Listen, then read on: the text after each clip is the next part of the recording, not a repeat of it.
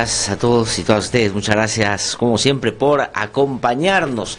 Pese a que inicialmente habíamos dicho que regresamos el 8 de enero, pues las circunstancias han adelantado nuestro retorno. Estamos muy contentos de volver a dirigirnos a ustedes en esta nueva temporada de No Hay Derecho. Nacimos el año 2006, el 4 de septiembre de 2006, estábamos en otra radio y estamos ya avanzando hasta cumplir el año 12. Estamos muy contentos, muy complacidos por varias cosas que queremos, por supuesto, comenzar en este primer programa del año. En primer lugar, agradecer de manera muy especial al IDL, al Instituto de Defensa Legal, que muy amable y muy gentilmente ha desarrollado durante todo este tiempo los esfuerzos necesarios para seguir impulsando este modesto programa.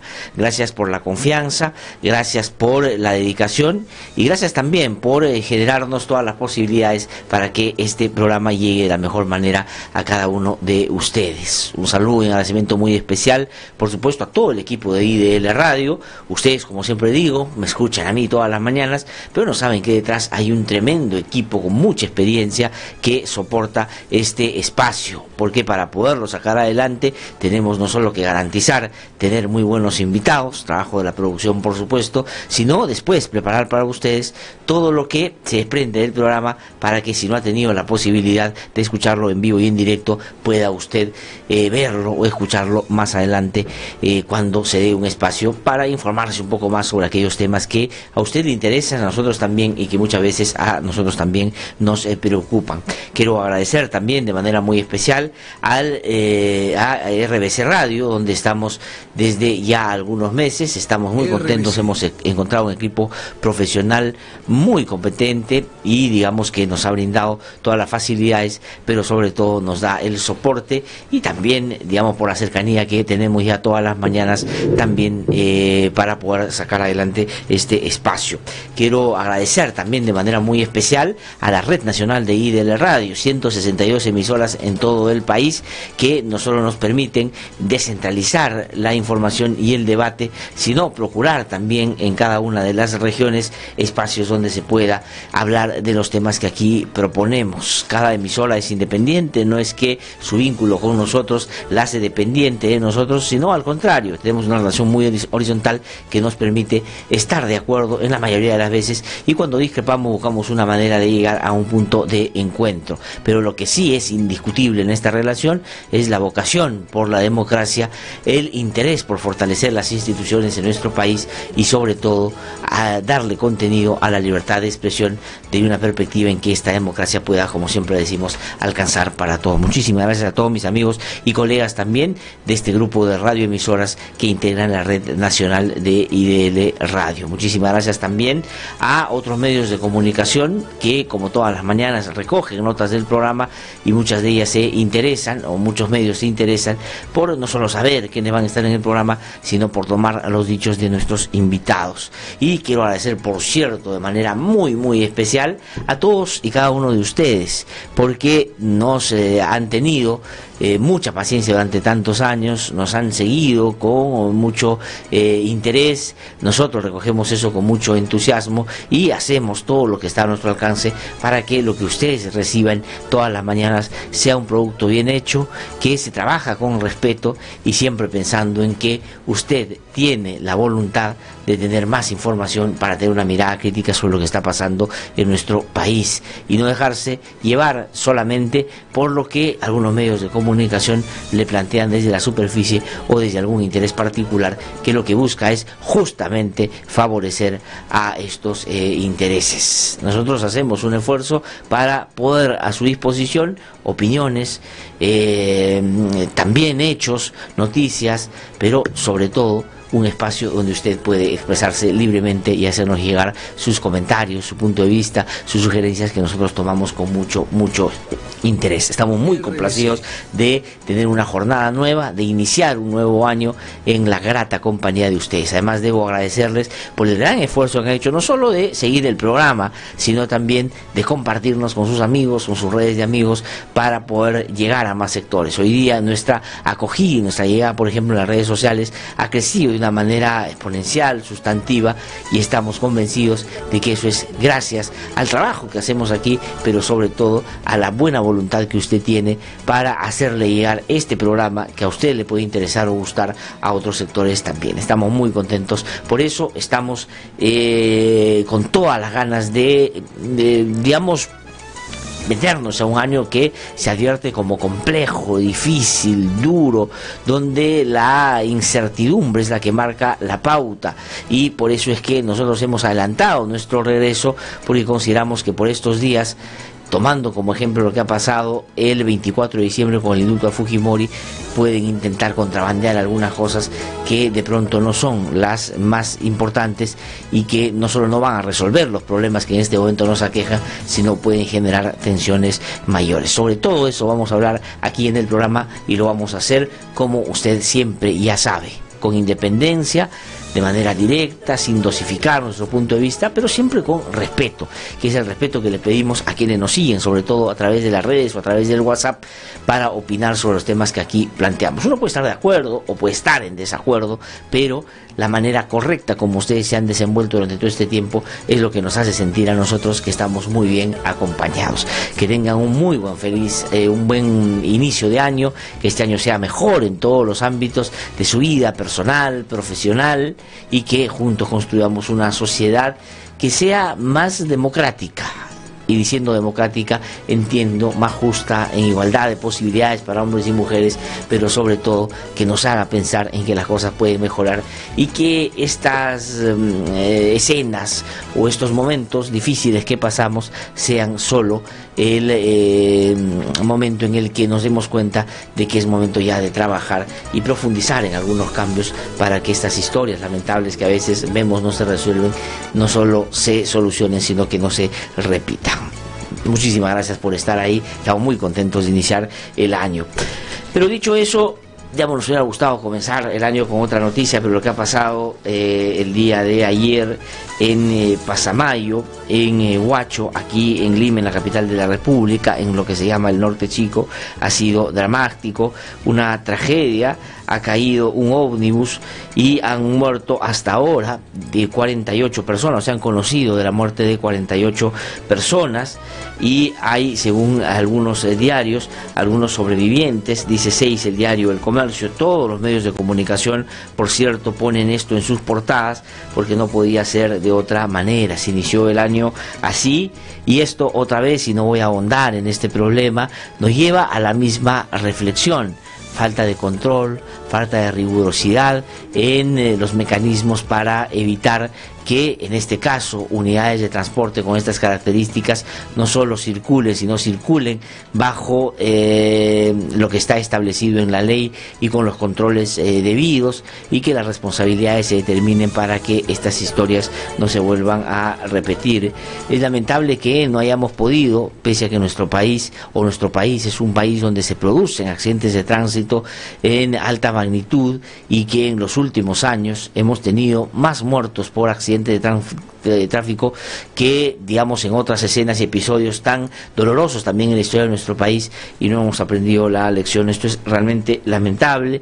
Hoy se dice fue por exceso de velocidad, porque no estaba debidamente capacitado el chofer, porque, en fin, varias razones seguramente se encontrarán, pero el hecho es que la tragedia ya se produjo, y esto nos llena de dolor comenzando el año. Esperemos que este no sea el anuncio de lo que va a seguir pasando, y para eso no hay que dejar las cosas en estos temas al azar, sino que hay que aplicar la ley, su reglamento, y sobre todo eso que nos permita también en este ámbito tener algo de certeza, que cuando uno sale y toma unos autobuses, pues tenga que llegar a su destino final. Terrible lo que está pasando.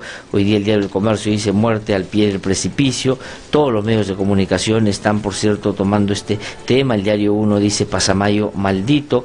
El diario Perú 21 dice viaje mortal, caída de bus deja al menos 48 fallecidos. El diario La República, 48 muertos en Serpentín de Pasamayo.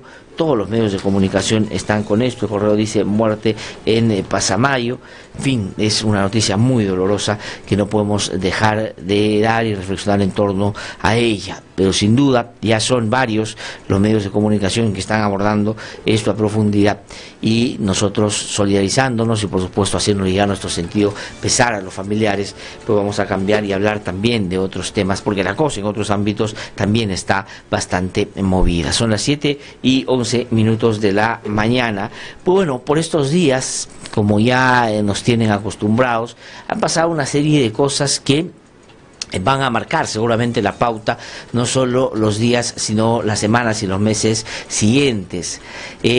Así es que las fiestas navideñas, producto de la noticia del indulto a Alberto Fujimori, pues nos generaron indignación y malestar, porque había sido trabajado bajo la mesa en una acción, como ya han dicho muchas personas, de traición y de felonía de Pedro Pablo Kuczynski, en contra de aquellos que no solo lo sostuvieron en la presidencia y que pelearon para evitar su vacancia, sino de aquellos que en un último momento le creyeron y pensaron de que podía retomar las riendas y aquellos valores que levantó como bandera en la segunda vuelta electoral por la cual llegó a la presidencia de la República. Es decir, respetar y resguardar el sistema democrático y evitar que las agrupaciones que no aprecian la democracia pues se apoderen de ella. Todos pensábamos que iba, porque lo dijo en más de una oportunidad, a aprender la lección, y finalmente ha terminado sometiéndose aún más al fujimorismo, como dice Fernando Tuesta,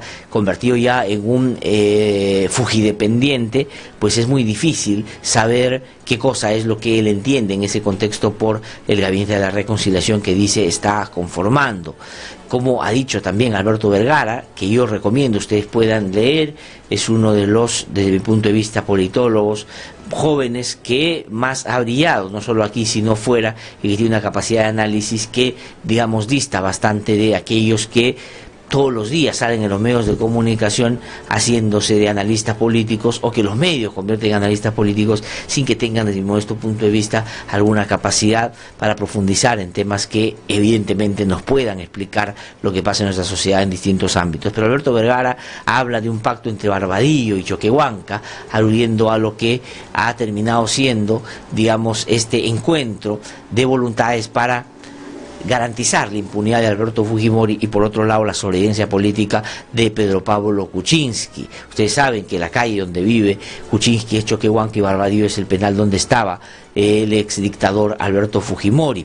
Ellos han hecho un pacto y ese pacto ha terminado por sacar a Fujimori de la cárcel, y no sabemos cuál es la respuesta o qué cosa es lo que va a hacer de aquí en adelante, pero sin duda, siendo el fujimorismo una agrupación en la que por lo menos yo no confío, pues Pedro Pablo Kuczynski está en manos de algo que no tiene ninguna certeza, y él con su poca capacidad política, pero con un manejo, la verdad, ya a estas alturas poco decente, cualquier cosa puede terminar haciendo en no beneficio del país, sino más bien en el intento solamente de él seguir sobreviviendo, rodeándose de gente que finalmente lo único que hace es adularlo y no llamarle la atención frente a los hechos bien graves y las afrentas y los agravios que ha cometido en los últimos tiempos, él directamente con su accionar, y quienes lo acompañan, por supuesto, con sus dichos también, con Mercedes Arauz, de quien voy a hablar en un ratito. Eso es lo que no se sabe. Sí, el indulto a Alberto Fujimori nos generó problemas en las fiestas navideñas, o indignación y malestar,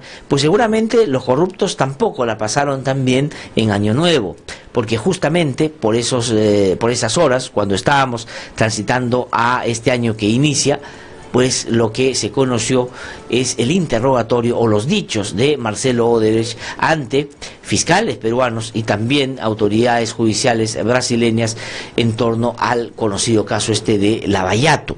Y ahí se conocieron algunos elementos que algunas agrupaciones políticas hubieran preferido se mantenga en reserva, que, por ejemplo, entre otras cosas, todo lo publicado, porque lo publicó Videla Reporteros, y mi saludo especial y mi reconocimiento a quienes en esta unidad investigativa trabajan intensamente para poder darnos esos elementos que hacen falta para construir o armar ese rompecabezas que muchos quisieran que no veamos la imagen que está al fondo, por supuesto, porque esa va a seguramente tener como protagonistas a algunos de sus líderes políticos. Estamos hablando sobre todo de aquellos partidos que por su capacidad política, por el peso que tienen, o por su afinidad y manejo y control que tienen en el sistema de justicia, sienten que no van a ser interpelados por estos casos. Pero Marcelo Odebrecht se encargó, y de reporteros lo transmitió y lo puso a disposición no solo de la ciudadanía, sino de las autoridades, para que éstas tomen nota de esto y hagan, ojalá, investigaciones profundas e interrogatorios sensatos pero informados para poder determinar la responsabilidad de quienes ahí se nombra con mucha claridad eran partícipes de estos actos de corrupción de los que este cártel brasileño no solo era parte, sino promocionaba y exportaba a distintas partes del mundo. Marcelo Odebrecht no ha dejado, digamos, a muñecos sin cabeza, porque finalmente ha terminado hablando de absolutamente todos, de la ya conocida relación que tuvo con Ollanta Humala, y por eso él está en una prisión preventiva. Pero lo novedoso es que ha profundizado un poco más allá de lo que se conocía sobre otros personajes, sobre Alan García, por ejemplo, su cercanía, sus vínculos, sus afinidades.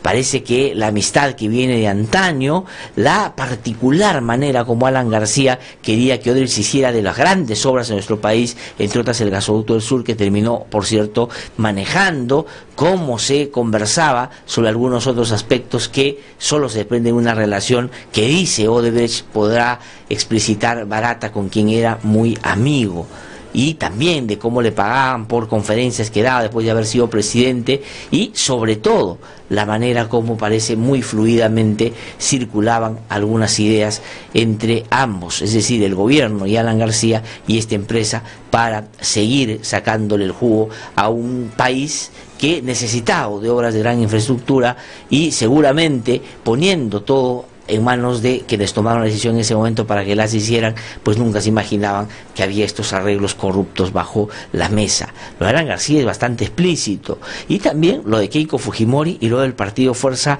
Popular, y ahí hay una descripción muy clara sobre la metodología que, según Odebrecht, se habría utilizado para darle fondos a esta agrupación, que iba en el primer lugar y que sin duda tenía altas probabilidades de ganar la elección.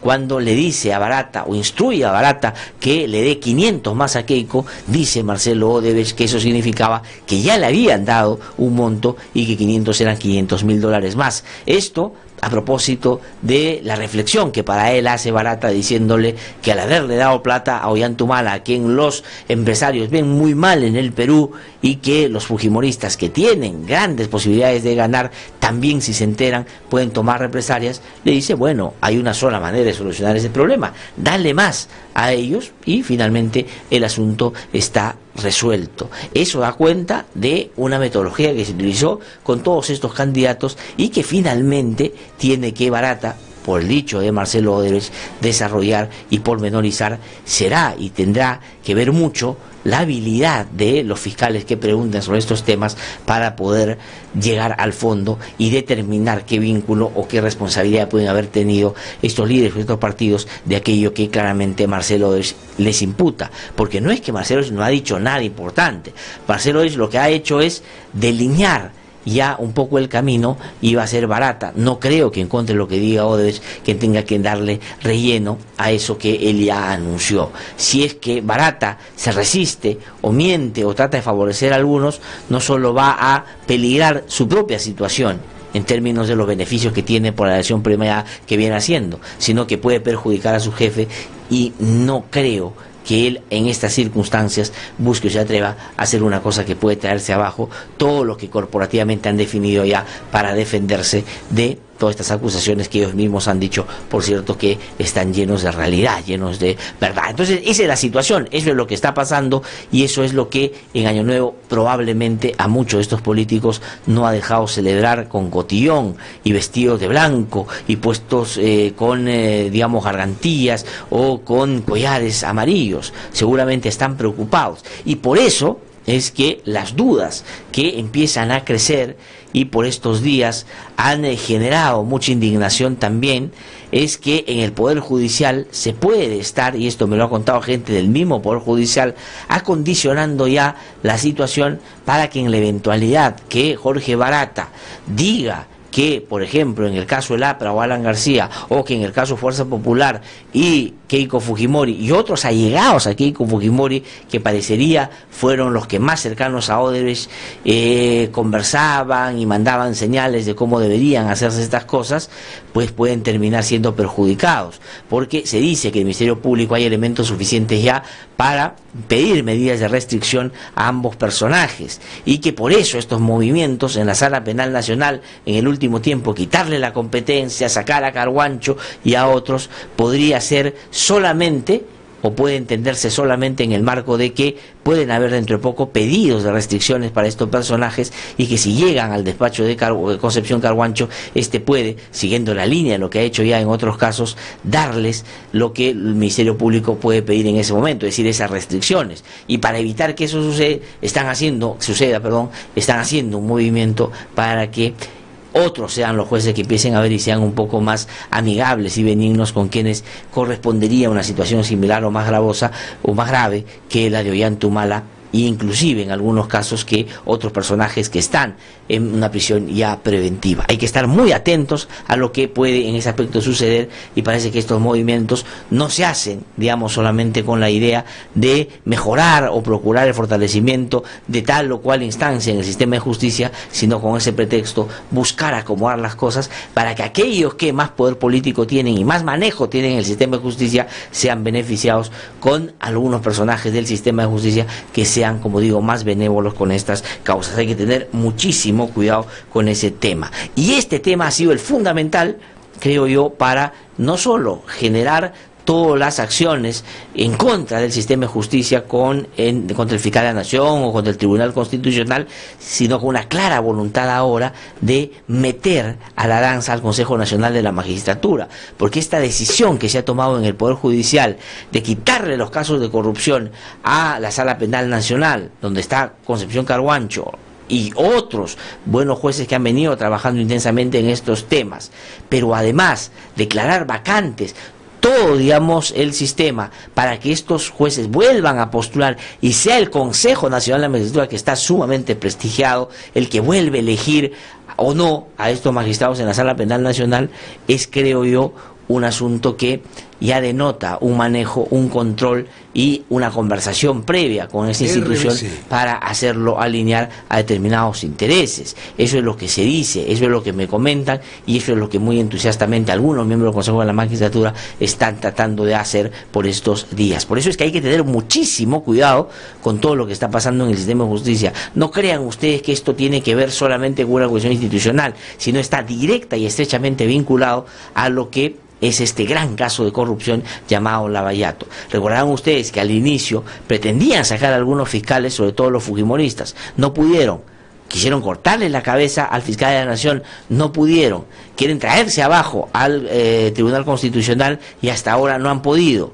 Entonces, la única manera de poder avanzar en el control de un sistema de justicia que sea más amigable para ellos es hacer que saquen a los jueces y fiscales que están llevando bien estos casos por otras vías. Esta reestructuración puede ser la que en el Poder Judicial se ha determinado, o por ahí es que van a contrabandear esos cambios, y por otro lado, manejar el Consejo de la Magistratura para que nombre a jueces y a fiscales que sean más cercanos y seguramente más, diría yo, benévolos, para repetir lo que dije hace un rato, con algunos personajes políticos. Hay que tener muchísimo cuidado con eso que está pasando en este momento.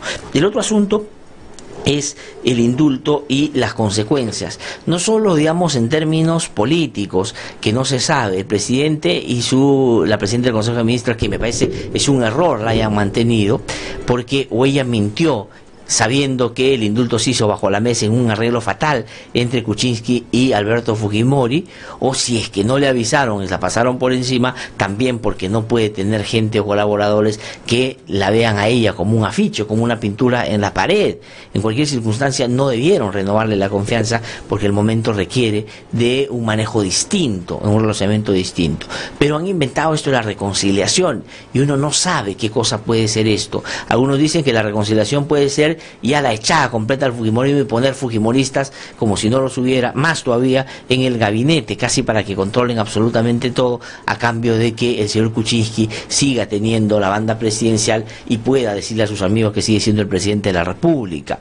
Esa podría ser una vía, pero hay varias otras que también deberían explorarse. El presidente debería pedirle a sus asesores que también miren con atención, y es que si el fujimorismo va a querer ser el soporte de alguien tan errático y un gobierno tan débil que finalmente en cualquier momento puede terminar generándole problemas a todos aquellos que hoy pueden animarse por entrar a trabajar con este presidente. Pero en fin, no se sabe. Pero lo que sí se sabe, y ahí hay muchos elementos, creo yo, claros a estas alturas, es que en el ámbito de la justicia, sobre todo en el ámbito internacional, está claro por los pronunciamientos que han hecho distintas instancias del sistema interamericano, pero también, digamos, conocedores de estos temas en el ámbito internacional, pues no le va a ir bien al Perú con esta decisión que ha tomado el presidente de indultar a Alberto Fujimori sin ningún motivo y sin que se ajuste a la ley y a los requisitos que prevé el indulto humanitario, con el cual yo estaría plenamente de acuerdo si, por cierto, se cumpliera todo lo que la ley establece. El presidente no puede, porque le da la gana, indultar a alguien y no justificar y motivar debidamente. Esos tiempos ya se acabaron.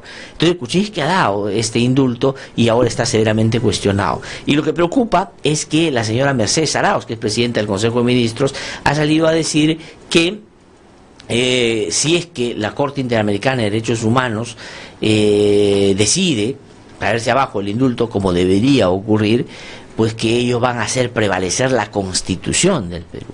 Ahora, no entiendo muy bien qué cosa es lo que significa eso, porque si hacen prevalecer la Constitución, deberían asumir el mandato de la Corte Interamericana y traerse abajo el indulto, porque a diferencia de lo que pasa en otros países, en nuestro país, todo lo que tiene o deviene de convenios internacionales, como el Pacto de San José, que nos sujeta a la Comisión y a la Corte Interamericana, tienen rango constitucional y están en la Constitución y tienen derechos y se constituyen como derecho fundamental. Por tanto, al aplicar la Constitución tendrían que respetar lo que la Corte Interamericana dice. Pero parecería que la señora Mercedes Arauz está pensando en una cosa distinta, tal vez muy parecida a lo que Alberto Fujimori, el, digamos, protagonista de esta historia nefasta que ha generado el señor Pedro Pablo Kuczynski, quiso hacer el año 99, retirarnos de la competencia contenciosa de la Corte Interamericana de Derechos Humanos, sabiendo él que el único motivo real para que eso suceda era el evitar ser más adelante procesado y sentenciado por grave caso de violación de derechos humanos, que de hecho fueron motivo de su juzgamiento y de su condena, que el señor Pedro Pablo Kuczynski ha terminado cortando sin ninguna motivación de vida. Entonces eso es lo que está pasando, y esto preocupa porque la señora Mercedes Arauz es la presidenta del Consejo de Ministros, y seguramente para decir eso que ha dicho, que la verdad a estas alturas, por el conocimiento del Estado que ella tiene, debería haber o tener una cosa más clara, seguramente le ha preguntado al señor Ricardo Luna, que es, como ustedes saben, el canciller de la República. Pero el canciller de la República que no levantó su voz de protesta cuando Fujimori en 99 quiso hacer una barbaridad que podría ser lo que quiera hacer este gobierno, que sería realmente una vergüenza, retirarse de la Corte Interamericana de Derechos Humanos, su competencia. El señor Ricardo Luna fue embajador del Perú en Estados Unidos y sencillamente avaló todas las barbaridades que Fujimori hizo en esa época. Por lo tanto, tengo la impresión que cuando le pida consejo o recomendación al señor Luna, efectivamente le va a dar la razón y va a decir si vayamos con todo, como lo hizo con Alberto Fujimori. Y si es que esto no le es suficiente y quiere una segunda opinión, le va a preguntar al señor Enrique Mendoza, que es ministro de Justicia, pero es el ministro de Justicia que va a hacer una sola cosa durante su paso por el ministerio, que además ya la hizo, porque ahora se va a dedicar a descansar el periodo que se viene, pero siendo ministro de Justicia, que es indultar a Alberto Fujimori. Por lo tanto, ahí tampoco va a tener alguien que le pueda decir, oye, esto nos puede traer problemas. Y el resto, en esta lógica del gobierno de la reconciliación, pues no tengo la menor duda que todos más bien van a aplaudir un asunto de esa naturaleza. Pero ¿qué cosa puede significar que nos retiremos de la Corte Interamericana de Derechos Humanos o del Pacto de San José, o que denunciemos el pacto? Que finalmente no solo el indulto no se discuta, porque eso es una cosa que va a seguir, sino que todos nos vamos a quedar desprotegidos del sistema interamericano que tanto bien le ha hecho a nuestro país al poner ahí sí los puntos sobre las IES, no como dice Mercedes Arauz ahora cuando plantea que ella es la que va a resolver estos temas. Y claro, ha sido aplaudida por los fujimoristas, ¿cómo no? Cuando ella se pone ahora bravucona con el sistema interamericano y dice que no lo va a respetar. Realmente sería una vergüenza, porque eso, por ejemplo, entre otras cosas, va a evitar que entremos a la OECD, que es una aspiración que el señor Kuczynski y todos los que alrededor de él han venido trabajando en esa dirección, pues quisieran que pase. ¿Por qué? Porque el sistema internacional o los países, digamos, que son más institucionalizados y que han procurado reformas importantes y que en realidad quieren que sus conciudadanos, sus ciudadanos, pues tengan predictibilidad ahí en sus países, respetan los convenios internacionales, no los ponen en cuestionamiento, sobre todo por decisiones que claramente van contrarias no solo a lo que disponen estos convenios, sino a principios fundamentales que son la base de estas reuniones o de estos acuerdos. Entonces la cosa no anda bien, y el presidente de la República parece que está más despistado de costumbre y puede terminar por su propio capricho y manera de hacer las cosas llevando al Perú a una situación que puede ser todavía mucho más angustiante y terrible de la que ha generado por esta mala decisión que dio hacia finales del año pasado. Son las 7:32 de la mañana. Vamos a tener la posibilidad de seguir hablando sobre este y otros temas en el programa de hoy, que pido ustedes sigan con atención porque va a estar muy interesante. Vamos a tener, usted sabe que nos puede escribir a través del Facebook ya a esta hora para recoger su opinión también, pero también a través del WhatsApp 997574815, 997574815 es el teléfono que usted puede usar en el transcurso del programa para escribirnos y hacernos llegar su comentario. Vamos a conversar en un ratito con Yehude Simón, que ha sido presidente del Consejo de Ministros, como ustedes saben, en la época de Alan García, ha trabajado con Mercedes Arauz. Vamos a hablar con él también de este momento de la reconciliación, sobre el indulto humanitario y sobre otros elementos que son fundamentales entender para ver hacia dónde estamos yendo en esto que por estos días es aplaudido por un sector que creo yo lo que quiere es básicamente la impunidad. Luego va a venir Juan de la Puente y con él vamos a hacer un análisis profundo sobre todos estos temas que simultáneamente se están presentando, y más adelante vamos a hablar con Richard Concepción Carguancho, que ha sido nominado como el juez del año, para que nos haga llegar sus comentarios y sus preocupaciones sobre qué cosa puede estar pasando con esto que dizque medidas para fortalecer el sistema anticorrupción, que más bien a estas alturas huelen o dan la impresión que buscan una cosa distinta.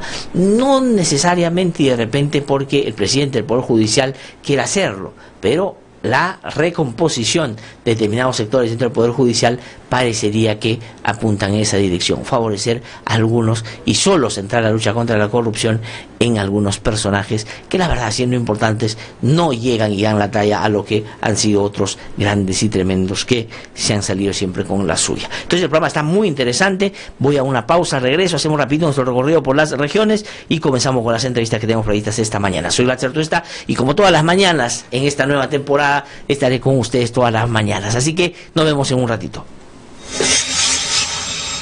Soy Carolina Ollague, hermana de Dora Ollague, estudiante de la Universidad Nacional Enrique Guzmán y Valle, La Cantuta. Ella fue detenida, desaparecida, torturada y ejecutada extrajudicialmente la madrugada del 18 de julio de 1992 por el Destacamento Colina, el grupo armado dirigido por el expresidente Alberto Fujimori, quien hoy está preso por los crímenes cometidos. El indulto es un insulto. En los últimos 10 años han matado a 137 defensores de derechos humanos y otros 835 están siendo procesados. En el Perú no existe una ley que garantice su labor. Es responsabilidad del Estado proteger y defender a quienes nos defienden. Únete a la campaña y apoya a los defensores de derechos humanos. Búscanos en Facebook como Yo Defiendo y síguenos para enterarte de sus historias. RBC 104.7, la otra forma de vivir.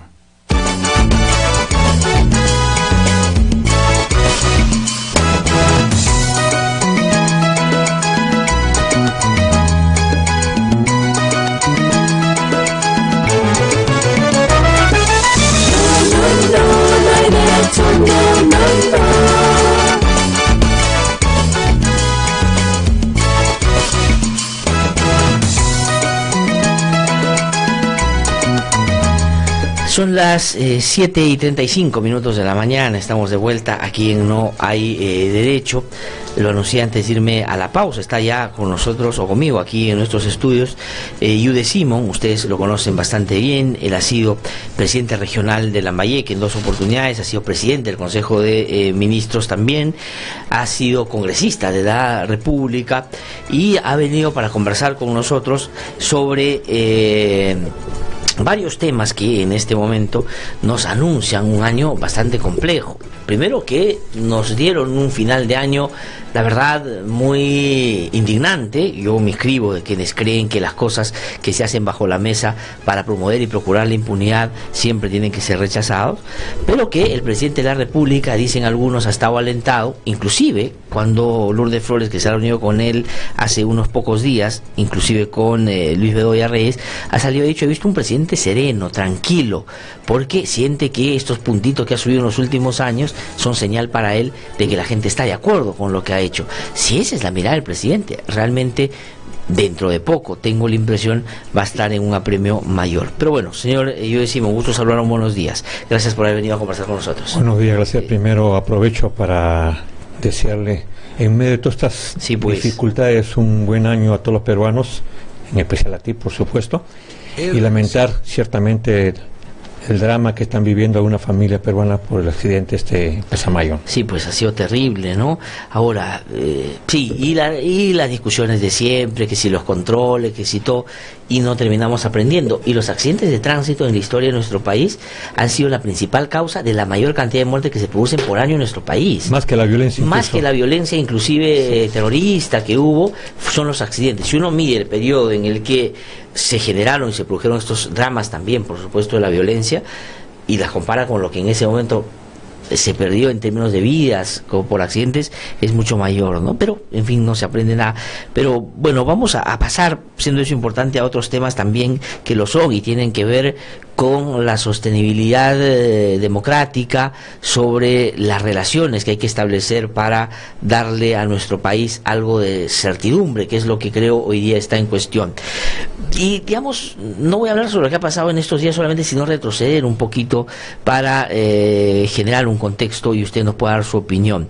Hacia finales del año pasado, digamos, sucedieron 2 hechos muy importantes en materia institucional. El primero, la posibilidad de que iban a vacar al presidente de la República, y eso era un asunto, digamos, primero extremo, y desde el punto de vista de varios, donde me incluyo, pues injusto, que no correspondía al hecho mismo. Se salvó el presidente, pero días después el presidente dio el indulto a Alberto Fujimori, y ahora no queda la menor duda de que fue a cambio de los votos que le dio Kenji Fujimori. Esos 2 hechos de fin de año, ¿qué le dicen a usted de lo que es el gobierno, de lo que es Kuczynski ahora, y de lo que va a ser eso que llaman ahora el gabinete de la reconciliación? Mira, empecemos un poquito antes, con el envío de Vizcarra a la Embajada de Canadá. Ya algo malo sucedía. El hombre más político, de repente el más exitoso como gobernante regional, el más calmado, el que tenía más visión, lo mandan a Canadá, o sea, lo exilian, ¿no?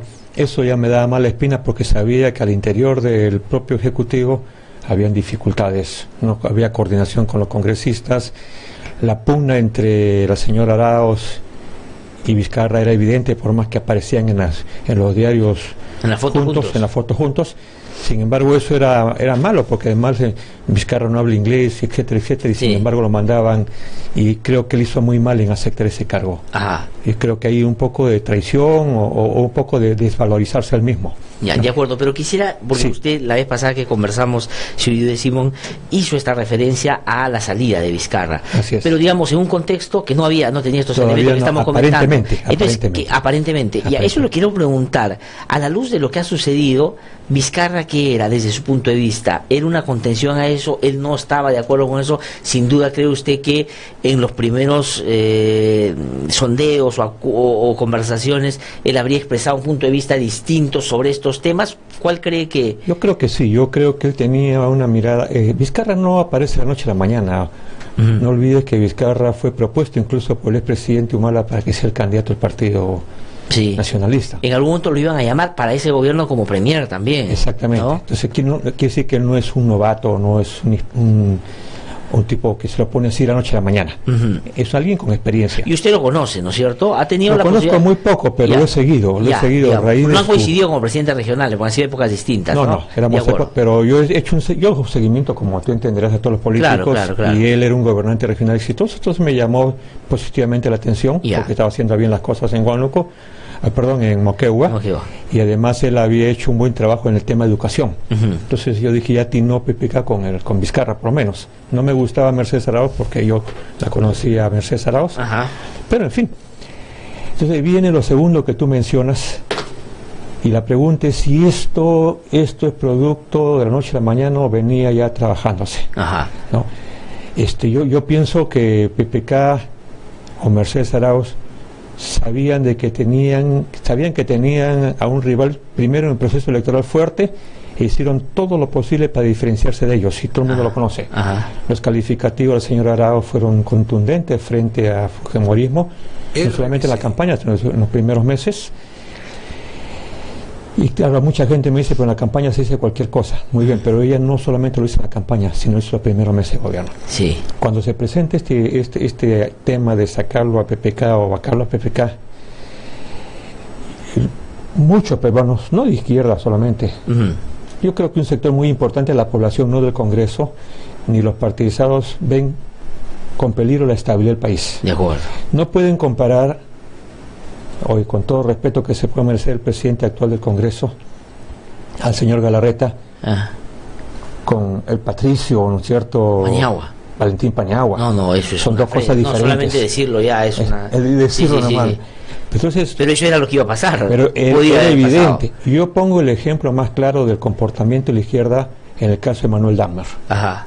Manuel Dahmer, que viene denunciando a PPK durante muchísimos años, con pruebas y todo, hizo el esfuerzo de no votar por la vacancia porque sabía que el peligro que se venía era mayor. Sí. Señor presidente del Congreso, Galarreta, presidente de la República, el Ejecutivo, manejado por el fujimorismo, la guillotina sobre el cuello del fiscal sobre el Tribunal Constitucional, tendríamos no solamente al expresidente Fujimori libre, sino tendríamos un fujimorismo por los próximos 20 años. Ajá. O 30 años. O sea, se quedaban en el poder. Se quedaban primero Keiko, después Kenji, o de repente Alberto, en fin. Ajá. ¿No? Y mi problema no es el indulto Fujimori, si era un indulto humanista como todo el mundo lo piensa en el Perú. O sea, nadie quiere que nadie se muera. Sin duda. Yo estaría de acuerdo si fuera y si cumpliera con esos requisitos que exige un indulto humanitario. O sea, que esas personas que dicen que nosotros o la izquierda o sectores peruanos quieren la muerte de alguien en la cárcel están completamente errados. El indulto humanitario es para cualquier persona. Sin duda. De acuerdo. Pero PPK nos engañó, pues. Ajá. Yo estuve conversando con PPK, incluso te lo comentaré. Ayudé un poco en conversaciones y cosas sin que lo sepa él. Ajá. ¿No? Pero a ver, quiero saber, ¿usted conversó con Pedro Pablo Kuczynski en qué momento? ¿En el momento en que estaban en medio de la vacancia? ¿La posibilidad de Claro vacancia? que sí, yo conversé prácticamente cuando ya estaban media hora, una hora antes de la vacancia. Ah, sí. Le O sea, dije, ya hablaron por teléfono. Claro, incluso yo recuerdo que le dije, esto no lo hago por té. Ajá. Porque se lo dije así. Ajá. Dije, no le voy a llamar presidente porque está cometiendo algunos errores, pero le voy a decir Pedro Pablo porque nos hemos conocido. Claro, han hecho una campaña juntos. Hemos hecho una campaña usted llegó a juntos. ser congresista por Lambayeque, siendo parte de lo que en su momento fue, ¿cómo se llamaba en ese momento? Alianza para el futuro. Para el Gran Cambio. Para el Gran Cambio, claro. Yo he tenido dos conversaciones con Pedro Pablo que realmente hoy quedo completamente decepcionado. La primera, cuando él queda tercero, y le digo a Pedro Pablo, es el momento histórico de que tú no te metas a decir voten por esto y por esto. Estamos hablando del 2011. Del 2011. Cuando él fue candidato. Sí, ya. porque él no pasaba en nada evidentemente Ollantumala. Claro. Y hablaba muy bien de la señora Keiko. Claro, de acuerdo. En ese momento, digamos, los dos que pasaron a segunda vuelta eran Keiko y Humala. Entonces, usted lo que le dijo a Kuczynski es, no te metas, deja que la gente vote por quien quiera, pero tú no aparezcas adhiriéndote a ninguno de los dos. Exactamente. Ya, pero no le hizo caso. Él me dijo, sí, pero al día siguiente abro los diarios y ya estaba con Keiko. Ajá. Y se lo repetí eso, le dije que eso estaba muy mal, que debe ser un poquito más sincero. Y la segunda vez es ahora, ¿no? Bueno, yo lo he visitado cuando fue presidente, le di algunas algunas sugerencias que por supuesto no hizo caso. Ajá. Y ahora le dije que no lo llamo por él, lo llamo por, o sea, lo que estamos haciendo no es por él necesariamente, sino por el país. Lo que ¿qué podría significar de Galarreta y qué podría significar el fujimorismo? Y él me dijo que sí. O sea, en esos términos le dije a usted, o sea, le dijo, sí. Mira, pero Pablo, vamos a apoyar, estamos haciendo unos esfuerzos, pero no por ti, sino porque esto es peor. O sea, casi estamos en la segunda vuelta, o sea, el mal menor. Tal y conforme tú lo dices. ¿Y ahí él qué dijo? Que sí, que agradecía. ¿No? Pero él estaba en ese momento, daba la impresión, convencido de que ese era el riesgo, de que eso es lo que estaba pasando. Pero por supuesto, porque además yo he conversado con algún ministro que solicitaba esa cooperación, un ministro muy decente, por supuesto, y supongo que él también debe estar completamente afectado por lo que pasó. Bueno, ya no debe estar en el gabinete, imagino. Sí, espero, porque todavía no veo eso. ¿O lo van a sacar en este gabinete? Sí, lo deben sacar, pero yo esperaba que él renuncie, no voy a dar el nombre, pero esperaba que renuncie. En todo caso, afectó a todos. Y no es, como te digo, no fue el problema por el indulto, la forma como se lo indulto, sino porque engañó, porque no dijo las cosas, no tuvo el valor de decir voy a dar un indulto humanitario. Porque además, no, pero sí engañó, porque digamos, yo me acuerdo, yo conversé con Alberto Borea, que hizo una magnífica defensa. Así es. Y él lo hizo bajo el convencimiento de que Pedro Pablo Kuczynski le pedía ese apoyo porque había entendido frente a qué riesgo estábamos. Y mientras hacía eso Tito Borea, el otro ya estaba negociando bajo la mesa. Pedro Cateriano, que se jugó, digamos, un partido que no era el suyo, porque podría haberse quitado, la jugó, y varios otros, ¿no es cierto? Claro, pero además los colectivos, la sociedad en su conjunto, que decía cierren el Congreso. Es verdad. O sea, como yo le digo a la gente que trabaja conmigo, no es un tema de derechas o izquierdas, es un tema de ciudadanía. Sí. O sea, la gente quiere la democracia, quiere la institucionalidad.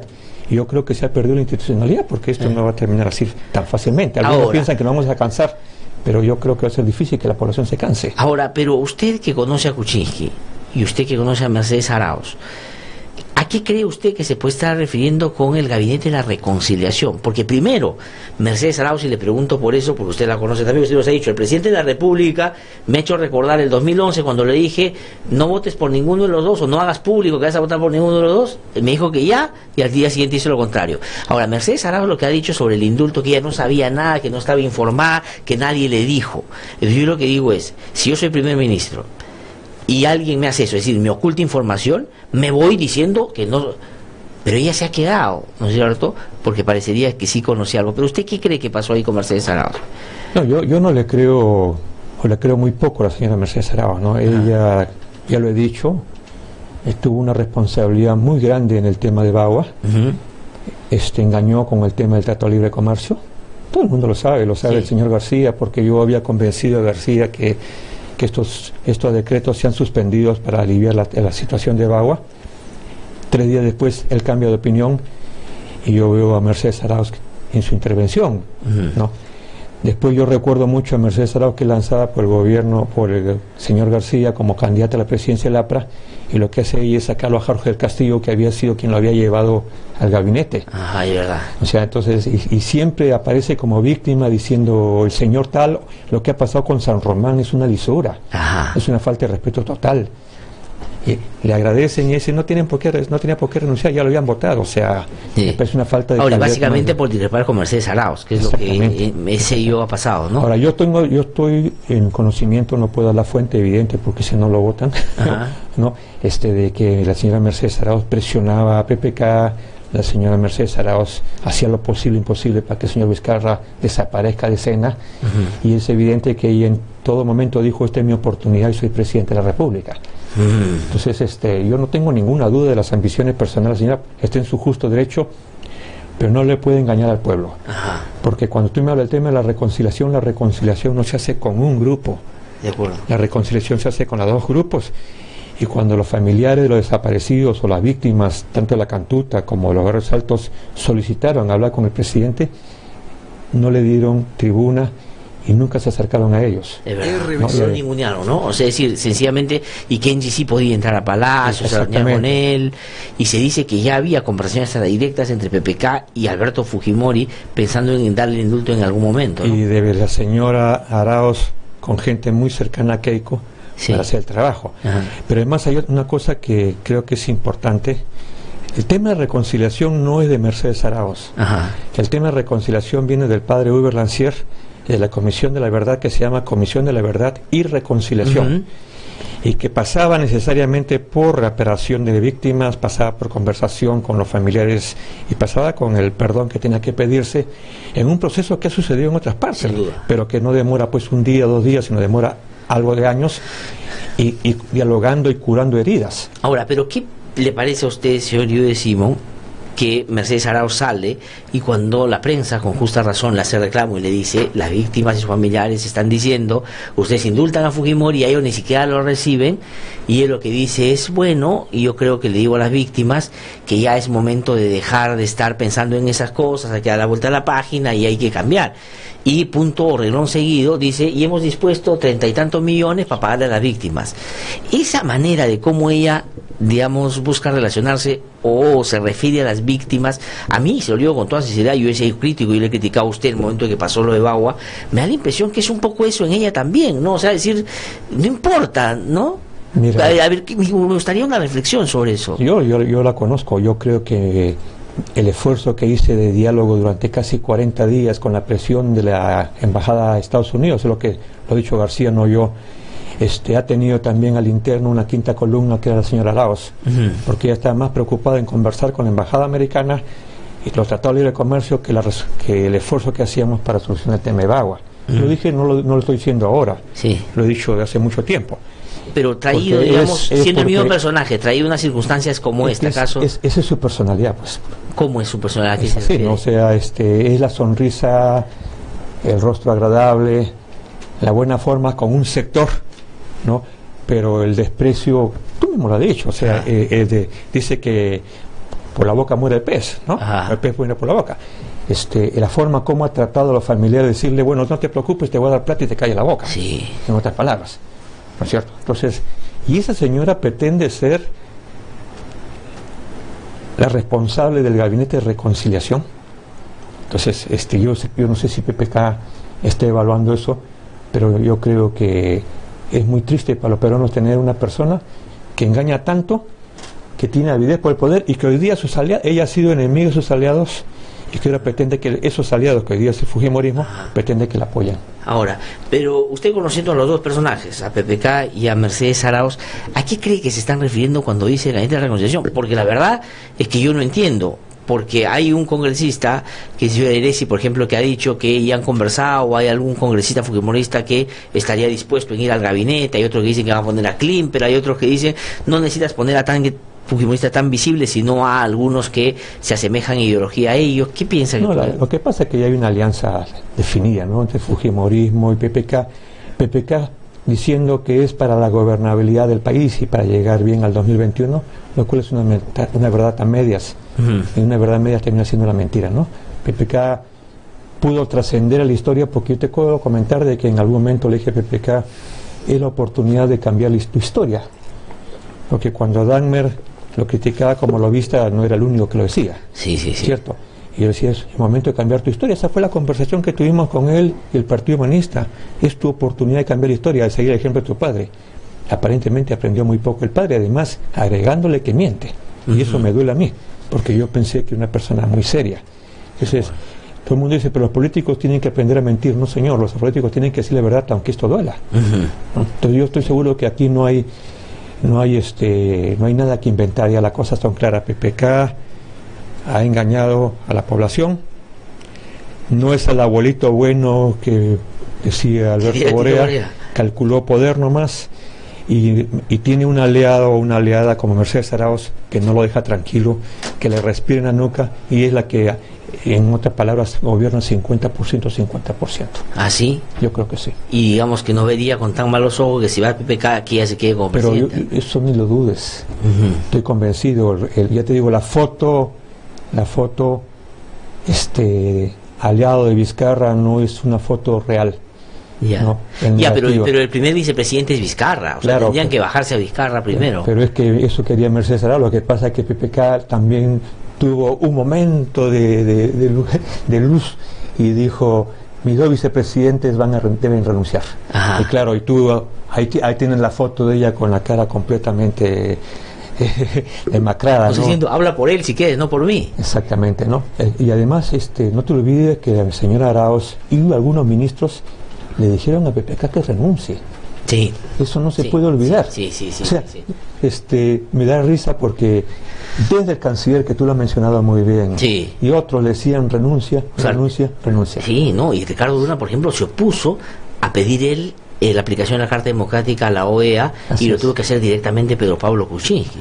Ahora, Ricardo Luna, hay que recordar que entre el año 92 y el año 99 era embajador del gobierno peruano en Estados Unidos cuando Fujimori era presidente. Pero además súmale tú el ministro de Justicia, el asesor del viceministro de Justicia, que todos han pertenecido al partido del señor Fujimori, pero además han sido sancionados algunos de ellos. Sin duda. Entonces, aquí se intenta engañar a la gente que hay odios contra el señor Fujimori. No hay ningún odio contra el señor Fujimori. El señor Fujimori está pagando los delitos que cometió. Sí se pedía un indulto humanitario si hubiera estado enfermo, y punto. Hoy día el problema no es Fujimori, hoy día el problema es PPK, cómo engañó al país y que las cosas vuelvan a su nivel. Ahora, pero quiero saber usted si hay una alianza entre el fujimorismo y PPK, pero una parte del fujimorismo, tengo la impresión yo que no todos los fujimoristas estaban como convencidos o de acuerdo que sacaran a Alberto Fujimori por lo menos ahora. Por eso es que gente como Becerril o Salaverry y otros a regañadientes han tenido que saludar que Fujimori esté libre, pero en el fondo daría la impresión de que no querían eso. ¿Con qué parte del fujimorismo podría Pedro Pablo Kuczynski aliarse para darle gobernabilidad, entre comillas, al país los próximos tiempos? ¿Hasta cuándo lo podría soportar ese fujimorismo a Kuczynski? Mira, yo del fujimorismo rescato de todas maneras, no como político, subrayo, no como político, sino como hijo a Kenji Fujimori. De acuerdo. Creo que él fue un ejemplo de hijo que lucha por su padre al margen de que el padre sea o no sea, ¿no? Entonces yo lo saludo, él ha sido valiente. Pero yo tengo el convencimiento de que todos se van a aliar con PPK. No estoy convencido, pueden ser muy pocos los que no lo hagan, porque Alberto Fujimori va a poner orden en las filas. Y Alberto Fujimori es el cerebro más importante que tiene el fujimorismo. Entonces tú te imaginas a Marta Chávez contradiciendo a Fujimori, o Luz Salgado contradiciendo a Fujimori. La perdedora va a ser Keiko si es que no se alinea. Entonces yo creo que aquí la familia se va a alinear y en un momento determinado van a trabajar todos juntos. Porque lo que sí te puedo decir es que ahora sí muy poco va a sacar a PPK de izquierda, y seguramente se alineará a García Belaúnde u otros, pero el resto de Acción Popular y el resto de organizaciones no lo van a hacer. Todo este sector que lo apoyó para impedir su vacancia y lo hizo genuinamente por defender la democracia, pese a que no les gustaba PPK y tenía muchas críticas, hoy está decepcionado. O sea, él debió hacer una alianza o acercarse a ese sector para darle gobernabilidad a su gobierno, pero él jugó bajo la mesa y salió a un sector del fujimorismo. Pero quería, para terminar ya, preguntarle por el otro tema, el indulto. Usted también fue indultado, ¿no es cierto? Usted estuvo varios años en la cárcel y yo resalto además lo que usted acaba de decir, lo de Kenji. O sea, yo me acuerdo, yo lo conozco a Yosimen hace tiempo y a su familia, y sé lo que es pelear y hacer todos los esfuerzos para que el familiar salga, obviamente, digamos, diferenciando los casos, por supuesto. Pero, ¿correspondía o no el indulto a Alberto Fujimori en esas circunstancias como se dio, teniendo en cuenta también el caso suyo y lo difícil que era en ese momento acceder a un indulto? Claro, pero en el caso no solamente mío, porque sería una soberbia hablar de mi caso.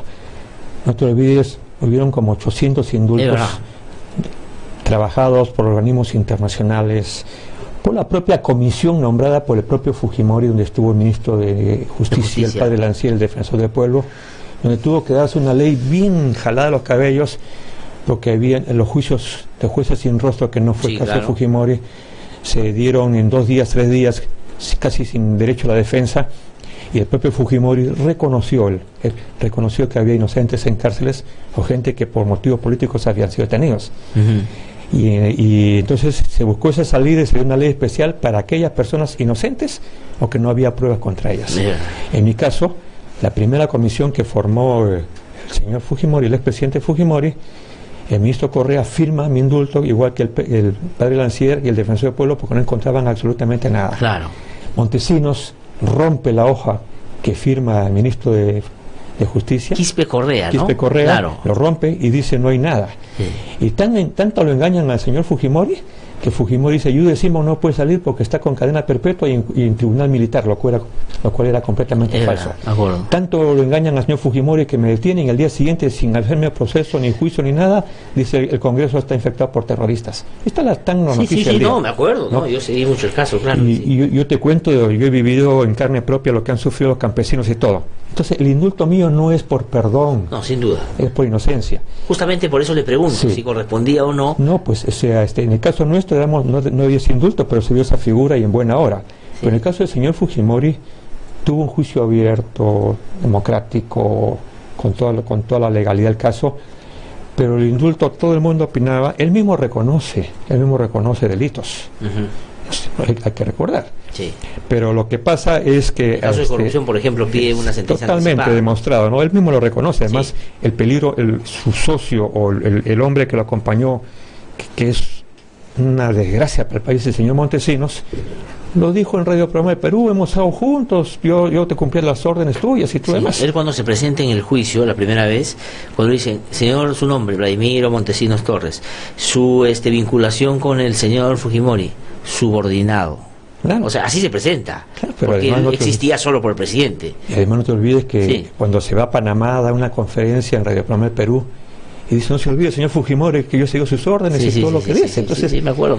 No podemos ponernos un vende los ojos. Eso fue. Ahora, si Fujimori merece un indulto monetario, si está enfermo, por supuesto, y todos los enfermos en este país en cárcel, que no deben morirse en cárcel. Sí. Pero claro, a él hicieron un indulto en 11 días, pero yo visito las cárceles. Sí. Hay 40, 50 personas mayores de edad y que están en enfermedades terminales. Ajá. Y se le pidió al ministro de Justicia que los indulte. Hasta ahora están esperando. Sí, pues. Entonces, no nos oponemos al indulto monetario, pero sí nos hemos opuesto tajantemente a un indulto político que va a permitir que ha engañado al pueblo peruano. Sí, pues. Señor, yo decimos, solamente una última preguntita. ¿Y las cuestiones regionales, cómo va? ¿Va a ser candidato a la región Lambayeque, no? Bueno, porque digamos, ya estamos en 2018. Estamos en 2018. Mira, el problema es un tanto económico, ¿no? Hay gente que está gastando la plata del mundo y nosotros tenemos con la justa para que nos alcance para el mes. Pero haremos el intento, vamos a ver qué pasa. Hoy día estamos en una posición muy buena, de acuerdo a las encuestas. El interés nuestro es volver a Lambayeque, trabajar por la región como siempre hemos hecho, pero nada está dicho hasta la última palabra. Pero iría como partido humanista, o haría una alianza. Nosotros tenemos un acuerdo con la gente de izquierdas, con los movimientos progresistas, con algunos elementos de las Fuerzas Armadas, tanto de la FARC como ejércitos retirados, para hacer lo que estamos trabajando, lo que se llama Juntos por el Perú. Entonces Juntos por el Perú tendría en este proceso electoral que se viene, regional, municipal, digamos, una expresión, una participación en distintas regiones. En todos los países. En todo el país. Ya como conglomerado, como Juntos por el Perú. Muy bien, vamos a esperar. Entonces de eso vamos a tener tiempo solamente de hablar más adelante. Claro que Muchísimas gracias por haber venido a conversar con nosotros. Tengo que ir a una pausa y cuando regrese converso con Juan de la Puente, quien nos va a ayudar a hacer un análisis también sobre todo lo que está sucediendo. Ya volvemos. Soy Norma Méndez Díaz, madre de Melissa Alfaro Méndez, una joven de 23 años que falleció por un sobrebomba enviado por el Estado de nuestro país a cargo de Alberto Fujimori el 10 de octubre de 1991. Nosotros los familiares estamos en desacuerdo con el indulto porque contravendría las leyes, porque creemos que los que cometen delitos deben cumplir su condena, sean presidentes, sean políticos, sea quien sea. Las leyes se deben cumplir. Como familiar decimos, el indulto es insulto. Aquí lo que tenemos claro en el programa No Hay Derecho es que nos debemos a ustedes que gentilmente nos siguen todos los días. Y tenemos una gran y primera responsabilidad, defender y promover el sistema democrático. Y cuando la democracia esté en riesgo, los periodistas no podemos ponernos de perfil. Tenemos que ayudar a protegerla. No hay derecho, a través de los 104.7 FM de RBC, una producción de IBL Radio. Mi nombre es Huber Flores, soy de la comunidad indígena Santa Clara de Chuña. Venimos luchando hace más de 3 años para que se nos reconozca el derecho a nuestros territorios ancestrales, que la empresa de palma aceitera y los traficantes de tierra nos quieren quitar. Ya han matado a 6 campesinos y quemado mi casa, mi familia, mi comunidad y nuestros dirigentes venimos siendo amenazados. Durante la última década han matado a 137 y 835 están siendo enjuiciados por defender sus derechos. Únete a la campaña Yo Defiendo y apoya a quienes como Uber defienden su derecho a la vida y a su tierra. RBC 104.7, la otra forma de vivir.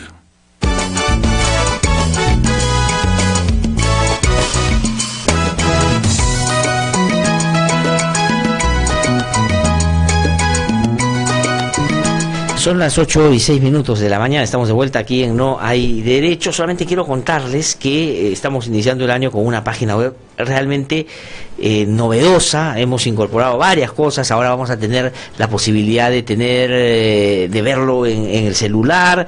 Sí, hemos hecho unos cambios bien importantes y ahora tenemos la nominación que no teníamos el año pasado porque la verdad tuvimos una dificultad, IDL Radio.p, porque antes teníamos que poner org.p. También se puede usar eso, pero IDL Radio.p para que ustedes puedan entrar más fácil y podernos encontrar. Ahí van a poder escuchar y ver el programa en vivo también y luego tener el resumen de todas las entrevistas que hacemos aquí en el programa. Agradezco por supuesto de manera muy especial a Edinson Uriarte, a José Rojas y a Alana que han trabajado en esa página web que está realmente magnífica, la verdad lo felicito. Pero bueno, vamos a hablar ahora con Juan de la Puente. Juan de la Puente es politólogo, es abogado, es constitucionalista, conoce muchos de los temas y no lo voy a presentar como analista político porque ya a estas alturas analista político, o sea, cualquiera que parte un argollito, cualquiera que lo llama un canal es analista político ahora, y la verdad lo que se necesita es profundizar pues en el análisis. Juan de la Puente tiene todos los méritos para hacerlo, ha tenido la gentileza de venir esta mañana para hablar con él sobre el momento político. Juan, ¿qué tal? ¿Cómo estás? Gusto saludarte, muy buenos días. Gracias, un gusto. Gracias por haber venido. Bueno, ¿qué hacemos? O sea, digamos, el año pasado se terminó, conversaba con yo decimos hace un ratito, que él conoce a Kuczynski, conoce a Mercedes Arauz y la verdad pintaba una situación un poco complicada, pero yo le pedí que reflexionara y voy a hacer lo mismo contigo, sobre los 2 eventos, o 3 eventos, que en los últimos, ¿qué diría? Las últimas 2 semanas han sido centrales para marcar un poco la cancha de lo que va a ser este año. Primero, la posibilidad de la vacancia del presidente. El no a la vacancia, pero el arreglo bajo la mesa para salir de indulto. Ahí hay 2 elementos.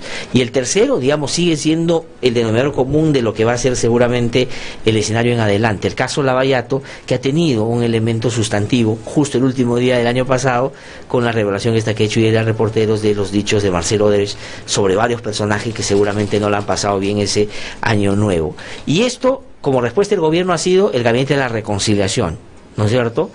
Desde un sector importante de la oposición es ya no creer al gobierno y no compartir ni querer participar en ese gabinete, y el fujimorismo es incierto porque no se sabe con cuál parte del fujimorismo, pero Pablo Kuczynski le da gobernabilidad al país, que es, digamos, la otra incertidumbre. Un poco desordenado, pero hay un poco los ingredientes sobre la mesa a ver qué sale. Me parece bien la definición de estos 3 elementos que hacen el escenario peruano. Y lo nuevo de esta crisis es que en el primer año del Lavajato, desde diciembre del 2016 hasta hace muy poco, el elemento central de la crisis era el Lavajato. Sí. Pero tú tenías todavía al costado procesos que iban por cuerdas separadas y madera paralela. La crisis de representación, la imposibilidad de una reforma, la relación a veces conflictiva y a veces no entre el Congreso y el Ejecutivo, etcétera. Pero lo que hoy tenemos es que todo se ha agregado políticamente. Estos 3 elementos se han agregado en términos políticos y han producido, digamos, una nueva etapa de esta crisis. Ajá. Esta es una crisis larga que tiene estos elementos que ha señalado y otros más, y es probable que sea una crisis con todas las opciones abiertas. Y cuando me refiero a todas, significa eso, todas. Ajá. Y creo que además tiene como segunda característica que es una crisis sin libreto.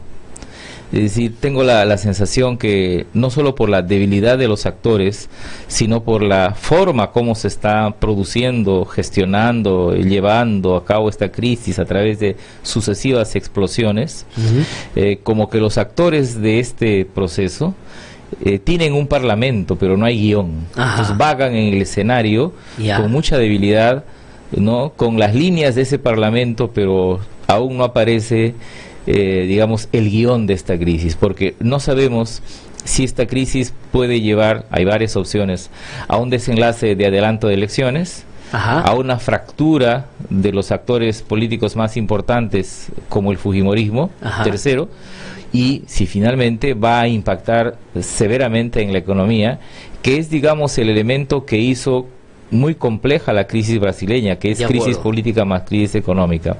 Esas tres cosas aún no están claras, ¿no? Ahora, pero Juan, digamos, siguiendo tu descripción, dices, no hay un guión, hay como, digamos, objetivos de corto plazo, porque sí había un guión, digamos, por ejemplo, en la idea del sector de Kenji Fujimori de sacar al padre. Ahí había claramente una lógica de acción. Sí, la política, digamos, empezaba y moría ahí. Y moría ahí. Pero Pablo Kuczynski, digamos, tenía una agenda más grande, pero que se acotó porque su agenda terminó siendo me voy o me quedo. Y consiguió la no vacancia. Y por eso es que ha generado lo otro. Y los otros actores, probablemente el fujimorismo es el que más perjudicado está, porque tiene ahora un actor con mayor peso como Kenji Fujimori, que inclusive ahora advierten algunos, puede sacar a más congresistas de los 10 que votaron con él en la no vacancia. Entonces, o sea, es una lógica que como va viniendo, vamos viendo, cada uno va cosechando en el camino lo que puede. Yo soy muy resistente a hacer un símil de la política con el fútbol, ¿no? Pero digamos, son todos juegos en corto. ¿No? Yo creo que el gran proceso se había iniciado una parte de este gran proceso del año 2016 cuando estrenamos una gobernabilidad muy inédita, que era como un libro en blanco que se escribía todos los días, de lo cual quedó una feroz oposición política del fujimorismo al gobierno, pero también quedó una colaboración económica, ¿no? Visible, digamos. De esa especie de convivencia forzada, ¿no? O consenso a palos, hemos pasado a un momento en que no se sabe si hay convivencia forzada, si hay solo convivencia y no forzada, si hay pacto expreso solo para la vacancia, perdón, para frenar la vacancia, o si hay un cogobierno. De manera, y encima de eso, o sobre eso, tenemos una propuesta audaz que es la llamada reconciliación. De manera que si nos atenemos solo al significado de las palabras, que son cogobierno, pacto, reconciliación, consenso, en realidad no estamos diciendo nada. Todas son, por ahora, palabras desnudas, que a eso me refiero, que es una crisis sin guión, que irán teniendo su contenido o no lo tendrán en el transcurso de las próximas semanas, ¿no? Ahora, pero tú has hablado de manera reiterada también sobre un tercer actor, que es la gente. Lo que pasa es que ese esquema que tú planteas, digamos, lo que podría resolverte es una mejor relación entre el gobierno y los otros que están en el escenario político. Pero el actor de la calle está, digamos, bastante activo también. Y muchas veces la distancia, no muchas veces, siempre, la distancia entre la calle y la política es tal que arriba se pueden, es como tú dices, el pacto en las alturas. Absolutamente. ¿No es decir, el PPK dice, ya, me arreglo con Fujimori, no me vacan, hago mi gabinete de relación, y se solucionaron los problemas del país. Y no es tan sencillo. Y la gente... Sí, sobre todo porque creo que, no sé si es para bueno o para malo. Para y el no tener guión también, no sé si es para bueno o para malo, porque voy a jugar para los dos, ¿no es cierto? Porque, por ejemplo, yo creo que una de las cosas que tiende a normalizar esta crisis, porque esa es una tendencia, es el hecho de que en la memoria o en la conciencia de la gente ya se produjo el año pasado una vacancia simbólica de los poderes públicos, especialmente del Congreso y de la Presidencia. Y entonces los ciudadanos esperan en realidad poco de los políticos. La encuesta que publica hace días Ipsos evidencia eso, ¿no? Evidencia que, por ejemplo, ¿no? Si bien es cierto que el porcentaje de peruanos que está de acuerdo con elecciones adelantadas es solo 24%, uno habría que decir, ¿es poco o mucho?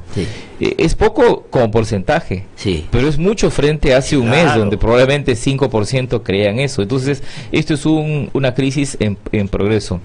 Y si uno mira esa misma encuesta, podríamos ver que solo el 38% consideran que Kuczynski debe quedarse en el cargo, y 50 y tantos % ¿no? Están de acuerdo con que haya una sustitución de la presidencia, ya sea por alguno de los vicepresidencias o elecciones adelantadas.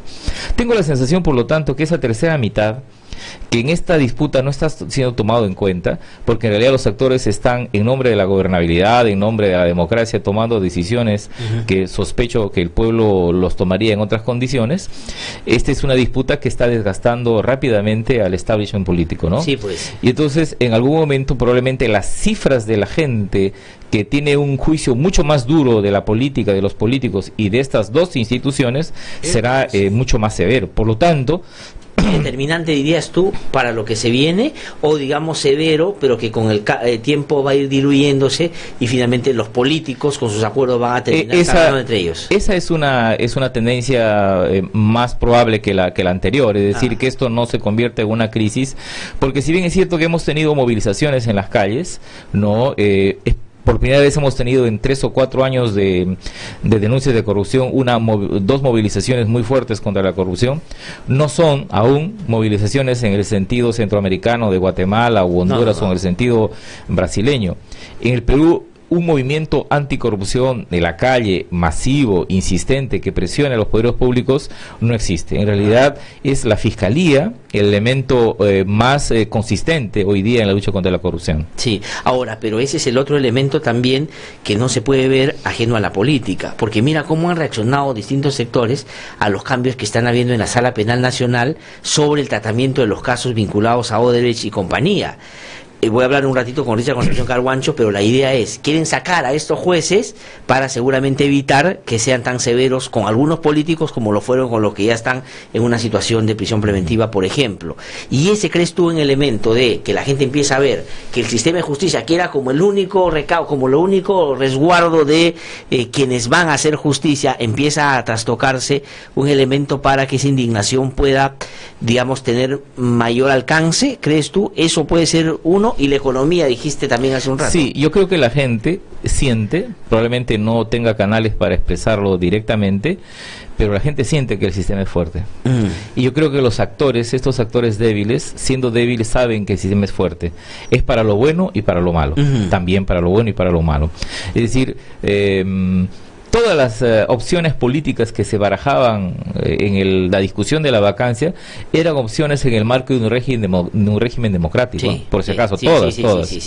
No era la situación del que se vayan todos de Argentina el año 2001, no eran los famosos golpes de estado de masas como los que se tuvo, 3 en realidad, contra Maguad, contra Gutiérrez y antes contra el otro presidente en la década anterior, en la época de Fujimori, el presidente ecuatoriano. Bucarán.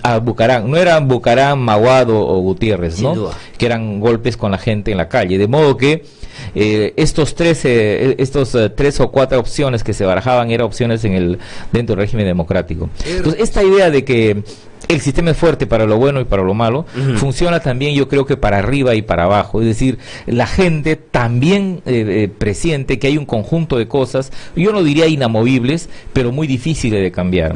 Eso hace mucho de la desafección de la gente de la política. Sí, pues. La gente se critica a los ciudadanos porque no hacen política. La verdad es que esta desafección tiene que ver también como un abandono de cancha.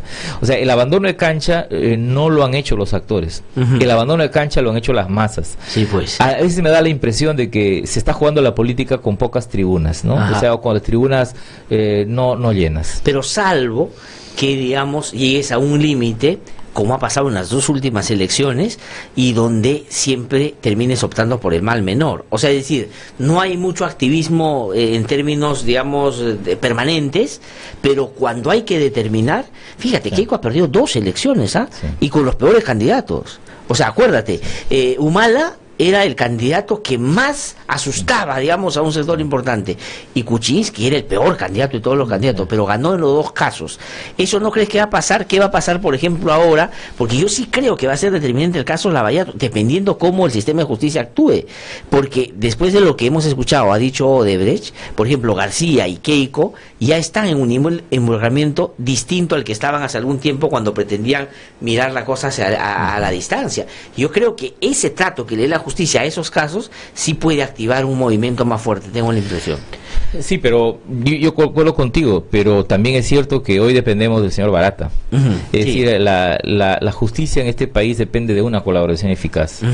Y esto de Barata nos puede salir caro, porque podría ser que el señor Barata no diga todo lo que se piensa que puede decir, o lo que algunos quieren o creen que puede decir, porque podría ser que el señor Barata o no sepa, o no diga, o no quiera decir. Ajá. Y entonces podría ser una de las opciones de este desenlace de Lavallato en el mediano plazo es que se produzca una gran frustración nacional y se tenga una brecha entre la comunidad, la colectividad, la opinión pública que cree que varios son los culpables, y la justicia que te diga no tengo elementos de juicio para señalar más que solo a estos culpables. Y segundo, porque el proceso Lavallato es un proceso muy largo. Sí. Mira, el Código Procesal Penal le permite a un fiscal tener una investigación por 35 o 36 meses por lavado de activos, con posibilidades de hacer hasta 48. Al doble, me parece. Y entonces yo creo que entonces tenemos, por ejemplo, un presidente detenido sin acusación fiscal. Sí, pues. Eso, digamos, en términos de estándar, incluso de la lucha contra la corrupción, es bien discutible, Sí, ¿cierto? sí, claro. Ahora, y por otro lado, una segunda cosa que tiene que ver con esto es sobre quienes pierden más que otros. Y sí, evidentemente el fujimorismo pierde mucho, porque el fujimorismo sale de las elecciones del año pasado, era una fuerza grande, monolítica, unitaria, y con un mensaje en el sentido que soy el partido más organizado y tengo las cosas más definidas, ¿no es cierto? Pero arribamos a un año y medio después del inicio del Congreso en que el fujimorismo tiene una fractura. Y esta fractura además viene acompañada con la libertad de su jefe. Lo más probable la tendencia... Y que la fractura, disculpa, para un elemento que es importante, la fractura hace que el presidente se salve, es decir, que el presidente salve el pellejo, que saquen a Alberto Fujimori y que 10 se vayan con Kenji. Y ahora muchos dicen que podría ser más. Sí. Entonces, en cualquier circunstancia, la construcción de un fujimorismo único ya es imposible. ¿No? Quizás es posible ir hacia un escenario donde hay un fujimorismo orgánico, tradicional, y un post-fujimorismo. Y lo que apunta a ser un post-fujimorismo obviamente es el grupo de Keiko, ¿no es cierto? Que para ser un post-fujimorismo en el sentido conservador tiene que abrazarse más con fuerzas profundamente conservadoras, ¿no? Es decir, para lograr equilibrar de algún modo lo que podría ser una falta de adhesión de Fujimori respecto de Keiko, y una predilección de Fujimori respecto de su hijo Kenji. Ahora, ¿no? pero tú ves a un Alberto Fujimori con la capacidad y el peso hoy para él dirimir y resolver el problema del fujimorismo, porque yo creo que por encima de todo el fujimorismo es pragmático. O sea, finalmente yo creo que no van a poner en riesgo hacia el 2021 ir dos fujimorismos, sabiendo que, decíamos, si con uno no han podido llegar, con dos, digamos. Fujimori también es un actor débil en medio de esta crisis, ¿sí? ¿no? Claro, porque la gente piensa que Fujimori tiene todo consigo, que maneja una estrategia perfecta y que la aplica milimétricamente. Yo creo que no. Yo creo que también él viene dando tumbos y también tiene una estrategia, si la tiene, muy desordenada. Un día antes de salir de prisión, su principal objetivo era eso, la libertad. Y ya fuera de prisión, yo creo que su principal objetivo es cómo mantener vivo el fujimorismo. Y ahí donde se le presenta a Fujimori dificultades, o disyuntivas. La primera es, va a consentir, va a hacer lo suyo para que se divida el fujimorismo en dos opciones, la primera. Y segundo es cómo políticamente va a actuar. Si va a actuar de manera directa o de manera indirecta. Pero esta dinámica entre este fujimorismo y esta tendencia Keiko que apunta a ser un post-fujimorismo conservador, me parece a mí que es una dinámica muy interesante, porque podría producir una vuelta de tuerca. Lo que estamos viviendo en esta crisis son cosas increíbles, como por ejemplo que quienes defendían a Kuczynski hace 15 días, ahora piden su renuncia. Y podría ser que en unas semanas quienes dijeron que Kuczynski debería irse, sean los que en una hipotética moción de vacancia terminen defendiendo. El fujimorismo, en esas vueltas de tuercas hay una parte pequeña del fujimorismo que habla lenguas extrañas, por citar una palabra bíblica. Es decir, empieza a hablar de tolerancia, empieza a hablar de reconciliación, de democracia, la teoría de los puentes, que lo ha escrito muy bien Coqui Morelli.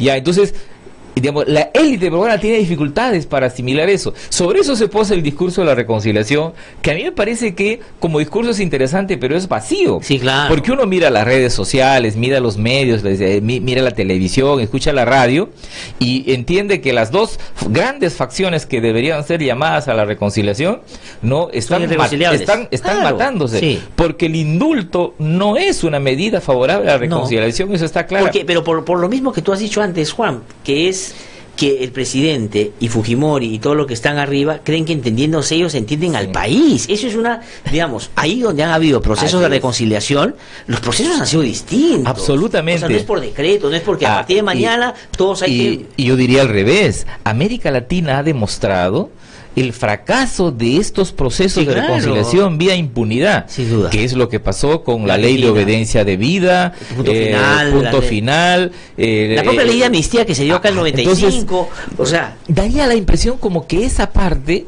no está asimilada aún, no está estudiada por los partidarios de esta visión de reconciliación con impunidad, ¿no? Entonces, claro, lo que pasa es que esa estrategia de reconciliación continúa, sabiendo incluso que no se va a producir la reconciliación. Entonces, un relanzamiento del gobierno luego del indulto, sin reconciliación, a pesar de los dichos, ¿no? Pero con una migración del gobierno hacia una lógica más cercana, de acercamiento, me refiero, entre los vencedores y vencidos del año 2016, evidentemente produce un gobierno débil. Sí, claro. Porque los defensores o los nuevos defensores de PPK no van a ser tan consecuentemente defensores como lo podrían haber sido en otras condiciones. No, claro, porque yo te digo, a ver, el fujimorismo, ¿tú crees que se va a poner sobre el hombro un gobierno débil, con un presidente errático, que mañana va a salir a decir una barbaridad y finalmente mete en problemas a todo el mundo? El fujimorismo no va a parecer empeñado a ese gobierno. Absolutamente. Yo lo que creo es que, claro, Kenji, con su papá y un grupo de congresistas, van en un primer momento a ayudar a Pedro Pablo Kuczynski en algunas cosas muy concretas. Pero como Pedro Pablo Kuczynski es lo que es, va a generarse dificultades y ellos también van a decir, mira, compadre, te queremos ayudar, pero tú no nos dejas, entonces voy a tener que buscar un juego propio. No se van a querer quemar. Y todo ese grupo, que yo creo genuinamente lo quiso ayudar en la vacancia, se fue, votó, abstención, todo lo que... No estoy hablando de los fujimoristas, sino de los otros, ahora ya están decepcionados, ya no quieren saber nada, pero Pablo Kuczynski, como tú dices, pide su renuncia. Entonces la pregunta es, ¿qué imagina, crees tú, pero Pablo Kuczynski y Mercedes Arauz, que es más de la idea de la reconciliación, en un gabinete de la reconciliación? ¿Qué es para ti eso? O sea, ¿cómo entiendes, conociendo a los actores? Es la idea de pactar en las alturas, cuando en realidad yo creo que si el gobierno quisiera, podía tener más margen de maniobra si mira a la sociedad. Claro. ¿De qué está hecha la desaprobación de un presidente y de un gobierno? No está hecha de su relación con la oposición. Toledo, García y Humala, en gran parte de su mandato, García todos los años, han tenido mayorías parlamentarias. Toledo 4 de 5 años, Humala 4 de 5 años y García los 5 años. Pero han tenido bajas aprobaciones. Entonces la relación con el Congreso no te hace una desaprobación presidencial. Una desaprobación presidencial está hecha de promesas incumplidas, de falta de mirar a la gente. Claro. Entonces, mientras los políticos sigan jugando sin mirar a las tribunas y sin entender lo que hoy quiere la gente, me parece que cometen graves errores. Hoy día nosotros tenemos claras fronteras nuevas de la democracia: consumidores, los nuevos derechos, la corrupción, la inseguridad ciudadana. Ahí tienes, por ejemplo, 4 nuevas fronteras de la democracia que tengo la impresión que en una lógica de una real reconciliación deberían estar presentes en la agenda. Y me parece que no están. Entonces, no. Reconciliación como sinónimo de pacto es un error, pero reconciliación como un sinónimo de rectificación que hace que uno piense con quién me reconcilio, con qué políticas me reconcilio, con qué personas me reconcilio, yo creo que es una cosa distinta. Y tengo la sensación que por ahí no está yendo el debate. No va. Pero ¿te animas a ponerle un poco de nombres o perfiles a esa reconciliación, digo, en términos de la conformación del gabinete? Porque, digamos, lo que he visto hoy en los periódicos es que sacarían a 3 o 4 ministros y pondrían, no logro entender qué es, porque Mercedes Arauz va a quedarse como primer ministro. O sea, ya ¿no es cierto?, la han ratificado en el cargo. Ella está armando con el presidente Pero ¿a qué te imaginas? Porque en un momento se dijo que el señor Petros iba a entrar como parte de un fujimorismo colaborador o colaborativo. Después se habla de... Bueno, en fin, no sé qué... Claro, un esquema es el gabinete de los tones. Ajá. Es decir, me refiero fujimoristones, liberalistones, claro, listones, axiopopulistones.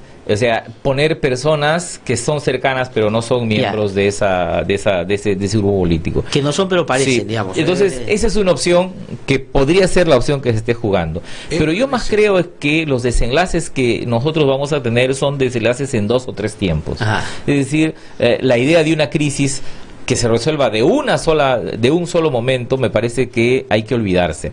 Nosotros vamos a tener a lo largo de este año sucesivas vueltas de tuerca.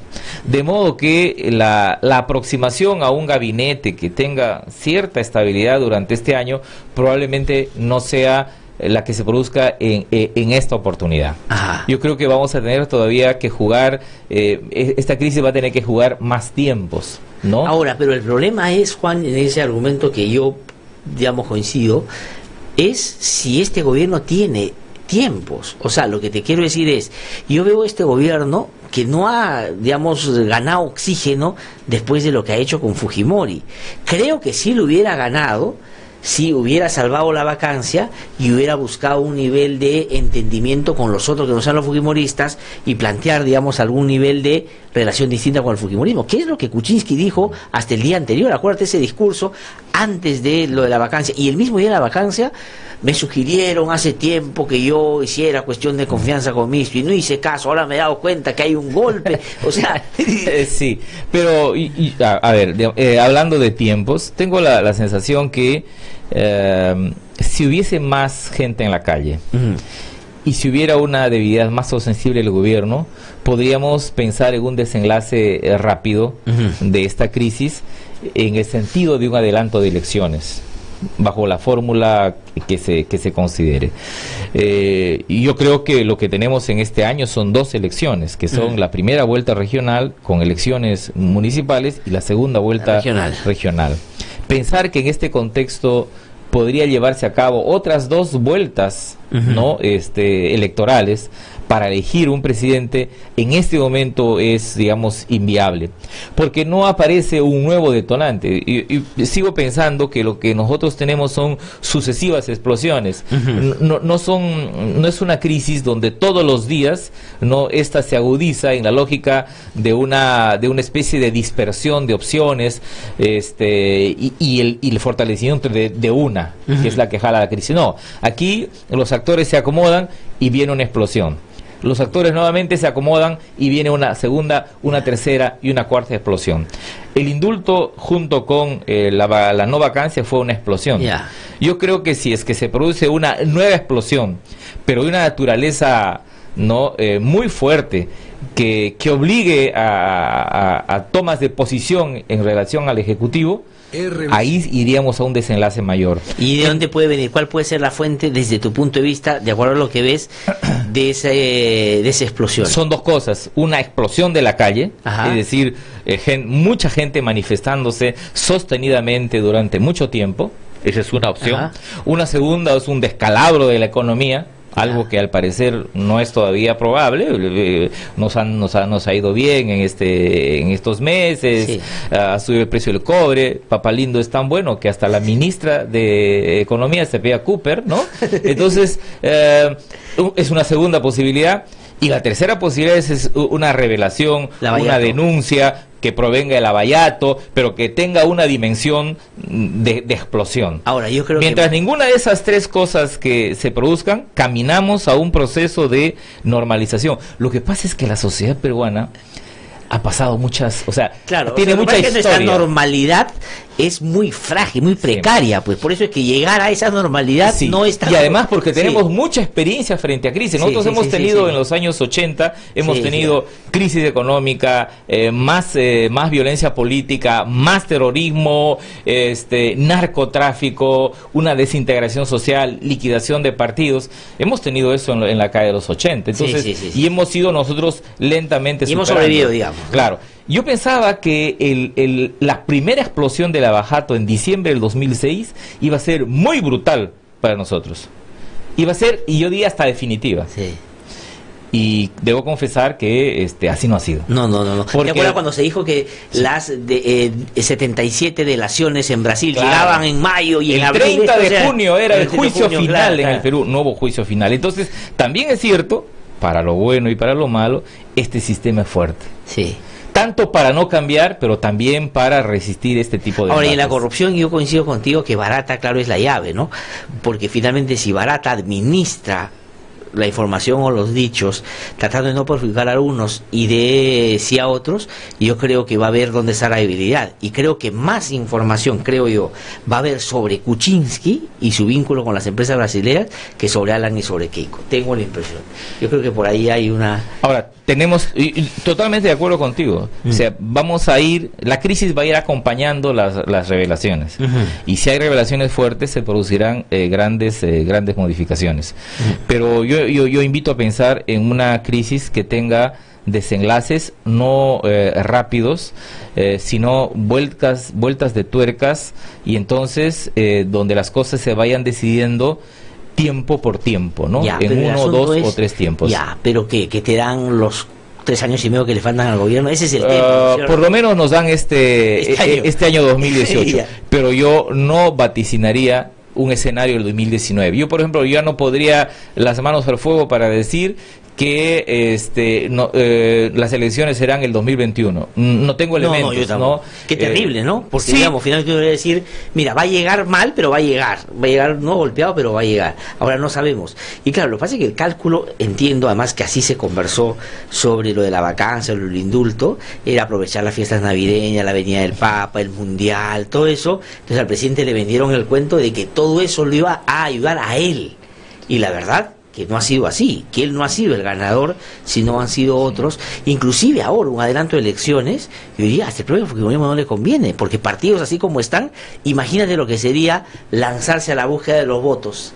¿Con quién saldría, digamos, en el póster Alberto?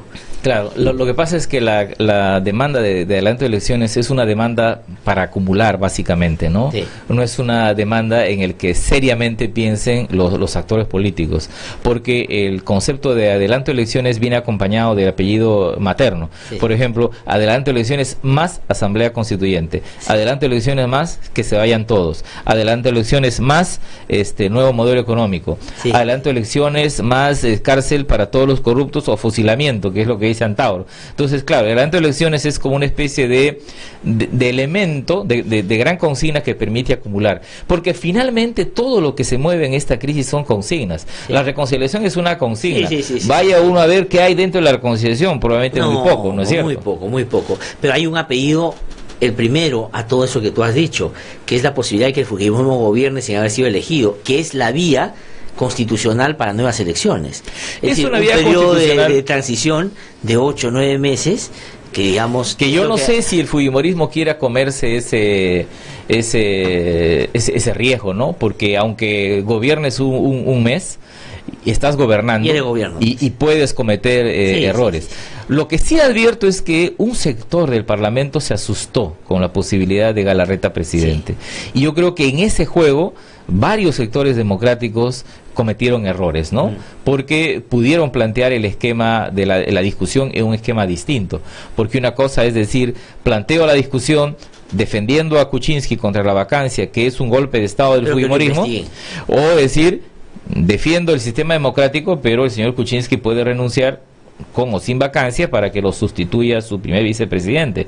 El gran golpe estratégico que dio el gobierno fue cuando Kuczynski anuncia y dice que en caso haya vacancia, ni Vizcarra ni Arauz aceptarán el encargo. Entonces, claro, ahí plantea un juego del todo o nada, ¿no es cierto? O sea, digamos, en términos estratégicos, esa me parece que es una gran jugada en favor de Kuczynski. No, pero yo te digo ahí, pero en ese esquema, o sea, digamos, de nuevas elecciones, claro, ya se había, hasta donde se he conversado con algunos, para que si hay mucha tensión con Galarreta, otro que no sea fujimorista suma eso, pero que sea más o menos controlado con los fujimoristas. En fin, digamos, ya se especulaba un montón de cosas, pero lo que voy es, con Pedro Pablo Kuczynski, ahora, así como está, digamos, yo creo que si su soporte va a ser una parte del fujimorismo, no va a ser lo que a Pedro Pablo Kuczynski le convenga, sino lo que a ellos les termine conveniendo. O sea, no creo que ellos se la jueguen por darle sobrevivencia a un presidente muy precario, ¿no? Ahora, en la teoría política, tú necesitas, digamos, de aliadas y coaliciones para gobernar si es que eres débil. Ese es un principio básico. Tú no tienes fuerzas, tienes que conseguir otro lado. El problema es que en este momento el gobierno puede conseguir de muy pocos lados. Sí, pues. Una fuerza que sí puede conseguir es el gran empresariado o la empresa, el mercado en el Perú. Es decir, si es que existen posibilidades de un quiebre de la economía, los sectores empresariales pueden cerrar filas. Entonces no sería, como el gobierno, no sería entonces extraño que puedan haber grandes capitanes de la empresa o cercanos o en el gabinete. Ahora, ayer publica en El Comercio del Mercurio un artículo con el cual en general estoy de acuerdo, y él dice que en el corto plazo esta crisis no va a impactar en la economía. Y cuando él habla del corto plazo, está hablando en este caso del 2018.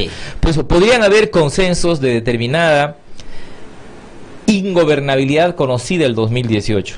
Pero es difícil que esto se traslade al 2019 porque, como reitero, esta todavía es una crisis sin guión, ¿no? Entonces, para nosotros, una especie de mezcla entre el corto y un ligero mediano plazo es el año 2018. Sí, pues. No, el 2019 es como son como los mares en el siglo en el medioevo, ¿no? O sea, bajo la idea de que la tierra era plana, nadie iba a esos mares porque no se sabía que todavía que había. O sea, salvarnos el 2018 y a ver qué pasa el 19, que es, digamos, en términos de la continuidad democrática en los últimos tiempos, con presidentes débiles, terrible, ¿no? Y eso es jugar, en corto, pues. Pues. Y aún no aparece una fuerza política que le plantea al país un esquema de corto, mediano y largo plazo. No hay ninguno. ¿No? Y eso yo creo que es una de las cosas que el país está esperando. Mientras la élite siga jugando en ese contexto, arriba, mirando muy poco abajo, vamos a tener este juego en corto.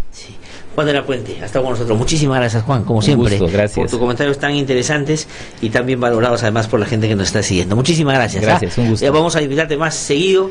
Ha sido Juan de la Puente que ha conversado con nosotros. Iba a ir a una pausa, pero voy de frente porque estamos ya en comunicación telefónica con el juez Richard Concepción Carhuancho. Como ustedes saben, él es un reconocido magistrado. En los últimos tiempos ha sido inclusive, digamos, en varios aspectos nominado como el personaje del año. Tiene una participación muy destacada en todo lo que ha sido ver los incidentes concretos vinculados al caso Lavallato, y hoy estamos en una situación que es, la verdad, desde mi punto de vista, muy perjudicial, porque finalmente la decisión que ha tomado el Poder Judicial y, digamos, el estatuto que han sacado para sacar de la competencia de los casos de corrupción vinculado a otros delitos a los jueces de la Sala Penal Nacional ha generado, creo yo, un vacío, y un vacío que va a buscar ser aprovechado, tengo la impresión, por quienes en este momento están sometidos a la justicia. Y una de las personas que más abierta y claramente ha salido a expresar estas preocupaciones, porque además de eso hay algunos malos tratos que a mí me parece son inaceptables. Por ejemplo, la Sala Penal Nacional va a ser una sala superior, pero todos los jueces que le integran tienen que pasar ahora por concurso, tienen que hacer una cosa que no ha pasado en ningún otro sistema, dicho sea de paso. Doctor Richard Concepción Carhuancho, es un gusto saludarlo, muy buenos días. Muy buenos días, señor periodista, y ante todo un feliz año, y bueno, también un feliz año a toda la ciudadanía. Aquí estamos para responder una pregunta. Sí, muchísimas gracias más bien por atendernos. Quisiera yo preguntarle, porque hoy día es digamos, va a haber una ceremonia vinculada al inicio del año judicial, que va a ser, como de costumbre, protagonizada, o digamos, por el presidente de este poder del Estado. Pero quisiera saber cómo llegamos a esto, en esta tensión tensión que se ha generado a propósito de qué suerte va a correr la Sala Penal Nacional y sobre todo, que es, digamos, lo que más preocupación ha generado, qué va a pasar con el tema o la administración en los casos vinculados a esta mega corrupción más conocida como Lavallato. ¿Qué tendría que decir a estas alturas con todos los idas y venidas dichos que se han producido por estos días? Bueno, sobre ese tema simplemente decir que nosotros somos muy respetuosos de la institucionalidad del Poder Judicial, de la Constitución, de la ley y del debido proceso. Con relación al tema de los procesos que se encuentran en trámite y respecto a los cuales se ha dispuesto que pasen al otro sistema, simplemente nosotros tenemos que decir que respecto a ese tema es un tema procesal y respecto a cada caso concreto, cada juez irá determinando si lo pasa o no al otro sistema. Pero por lo pronto, en mi caso, yo ya dispuse, en el caso, por ejemplo, de Alan García Pérez y de Aurelia Pastor Valdivieso, frente a un pedido de pasar el caso al Sistema Nacional Anticorrupción, yo denegué ese pedido y consideré de que la Sala Penal Nacional sigue siendo competente, básicamente por el principio de legalidad procesal. Esto quiere decir que la competencia de los jueces solamente se establece por norma jurídica con rango de ley y que debe primar sobre cualquier resolución administrativa, dado que el tema no es administrativo sino jurisdiccional. De acuerdo, pero digamos, cuando usted dice cada juez tendrá que ver el caso que tiene, digamos, a su cargo y determinar si corresponde o no el trasladar al sistema anticorrupción, es lo que el presidente del Poder Judicial, digamos, y me lo dijo el otro día aquí también en el programa, él llama una posible anarquía, es decir, actuar fuera del marco de la ley, porque finalmente va a ser que, digamos, no se cumpla lo que ellos han establecido o el Poder Judicial ha establecido, sino que existan diversidad de criterios para decidir quedarse o entregar los casos, y eso puede generar una distorsión. ¿Cómo habría que responder a eso? No, simplemente que el tema es netamente procesal. Por ejemplo, hay lo que se llama la contienda positiva y negativa de competencia. ¿Qué cosa quiere decir? Por ejemplo, la contienda positiva es cuando dos o más jueces reclaman ser competentes de un caso, y la contienda negativa es cuando dos o más jueces niegan la competencia en un determinado caso. Y esto se resuelve por reglas procesales que están establecidas en el Código Procesal Penal. Es un tema que perfectamente se puede dar en el escenario de cualquier proceso penal.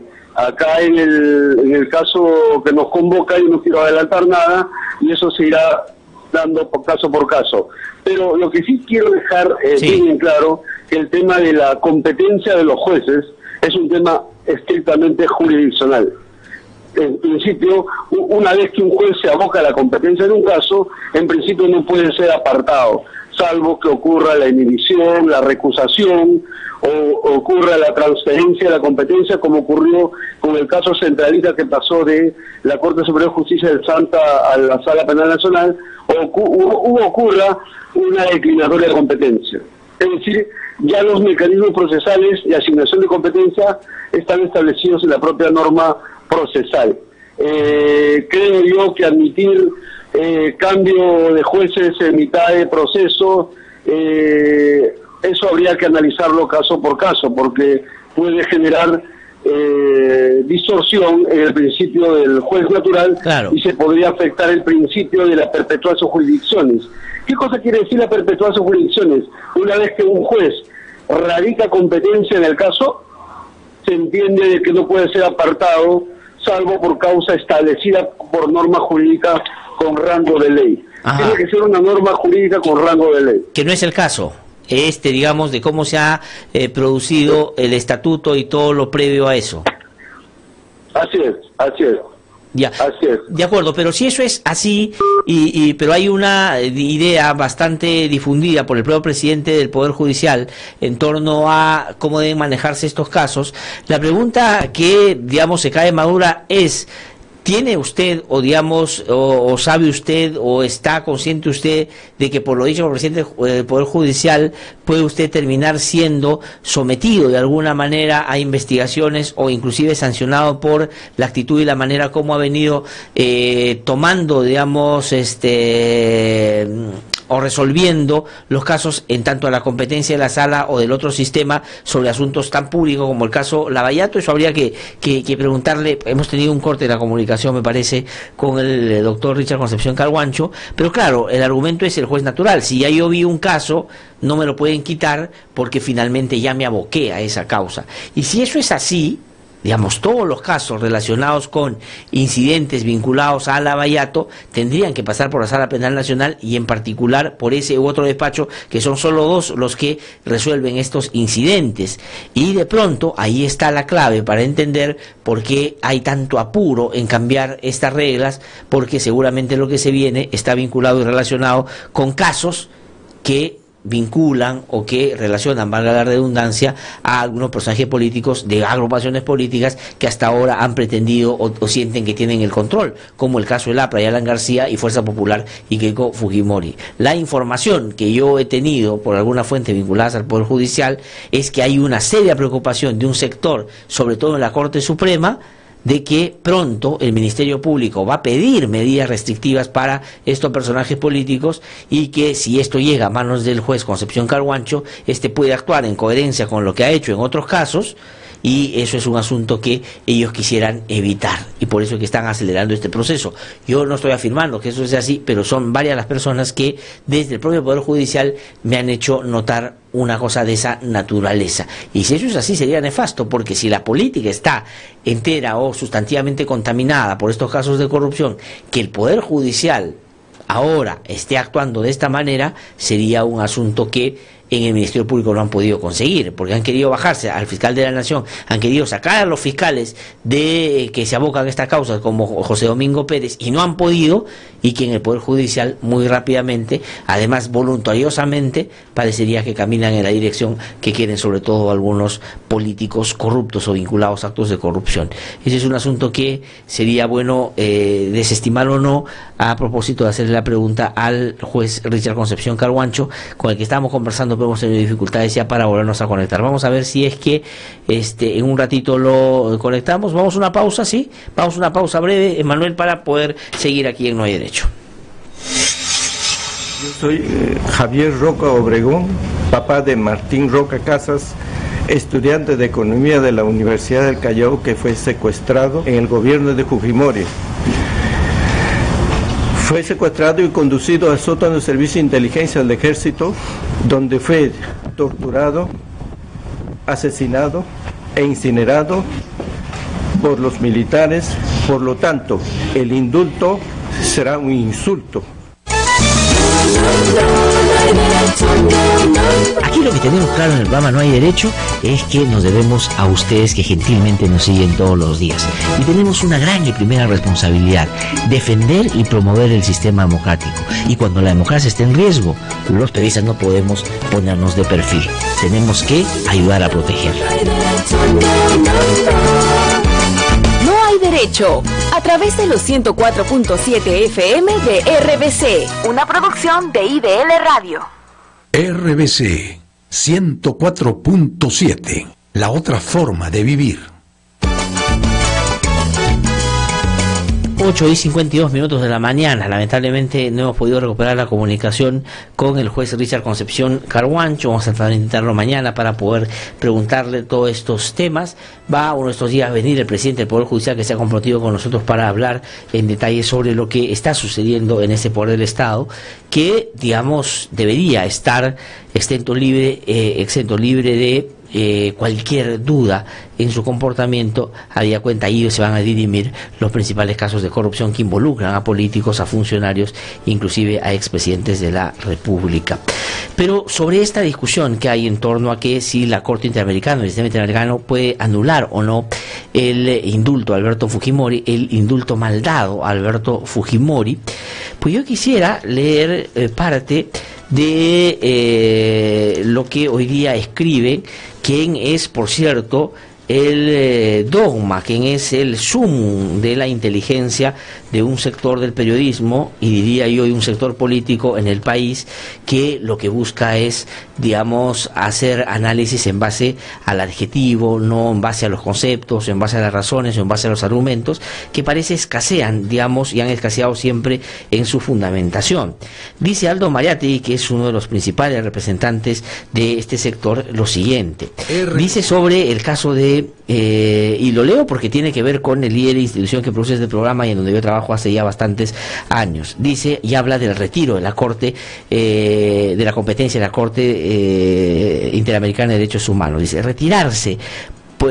Dice, con Trump en la Casa Blanca no existe un mejor momento que ahora para retirarse de la CID sin que Estados Unidos nos presione. De conchudos y prepotente dice que son porque ellos no son signatarios. Los caviares del Departamento de Estado están de capa caída ahora y PPK es chochera de Trump, dice Wall Street y los republicanos. Retirarse porque el virtual estudio de abogados más potente del país es la ONG IDL, que tiene un poder impresionante en la CIDH, además de nuestro poder judicial y fiscalía. Desde ahí le filtran todo a Gorriti, para que vean ustedes la mezquindad de alguien que por propios méritos no ha podido conseguir nada importante en estas cosas. La única manera de romper ese yugo rojicaviar es saliéndose, dice. Miren el profundo análisis de el principal inspirador de la DBA en nuestro país. Un problema serio para la imagen del país es que los corresponsales peruanos y extranjeros son la mayoría unos rojazos, dice Paul Lugaz en ABC, Jackie Fox en El País, o extranjeros colonizados mentalmente por la caviarada local. Andrea Zárate de la colombiana New York Times, Michael Reed del The Economist, y nuestros embajadores como siempre, nunca se compran el pleito de defender la posición oficial del Perú. Es decir, que hay que retirarnos del Perú porque, digamos, la CIDH está conformada por gente que no tiene ninguna capacidad y lo manejan desde acá algunas organizaciones, y porque el país está desinformado de lo que pasa en el país, porque hay corresponsales que están, digamos, son de un sector político y están diciendo cosas que no pasan en el país en torno al indulto, sobre todo, para que vean la profundidad de quien termina siendo uno de los principales y más importantes y los más influyentes analistas de nuestro país, no por mérito, sino porque la precariedad también de quienes lo eligen cada vez es más notoria. No tengo nada sino hasta el día, desearles lo mejor para el día y encontrarnos el día de mañana a las 7 en punto aquí en No Hay Derecho.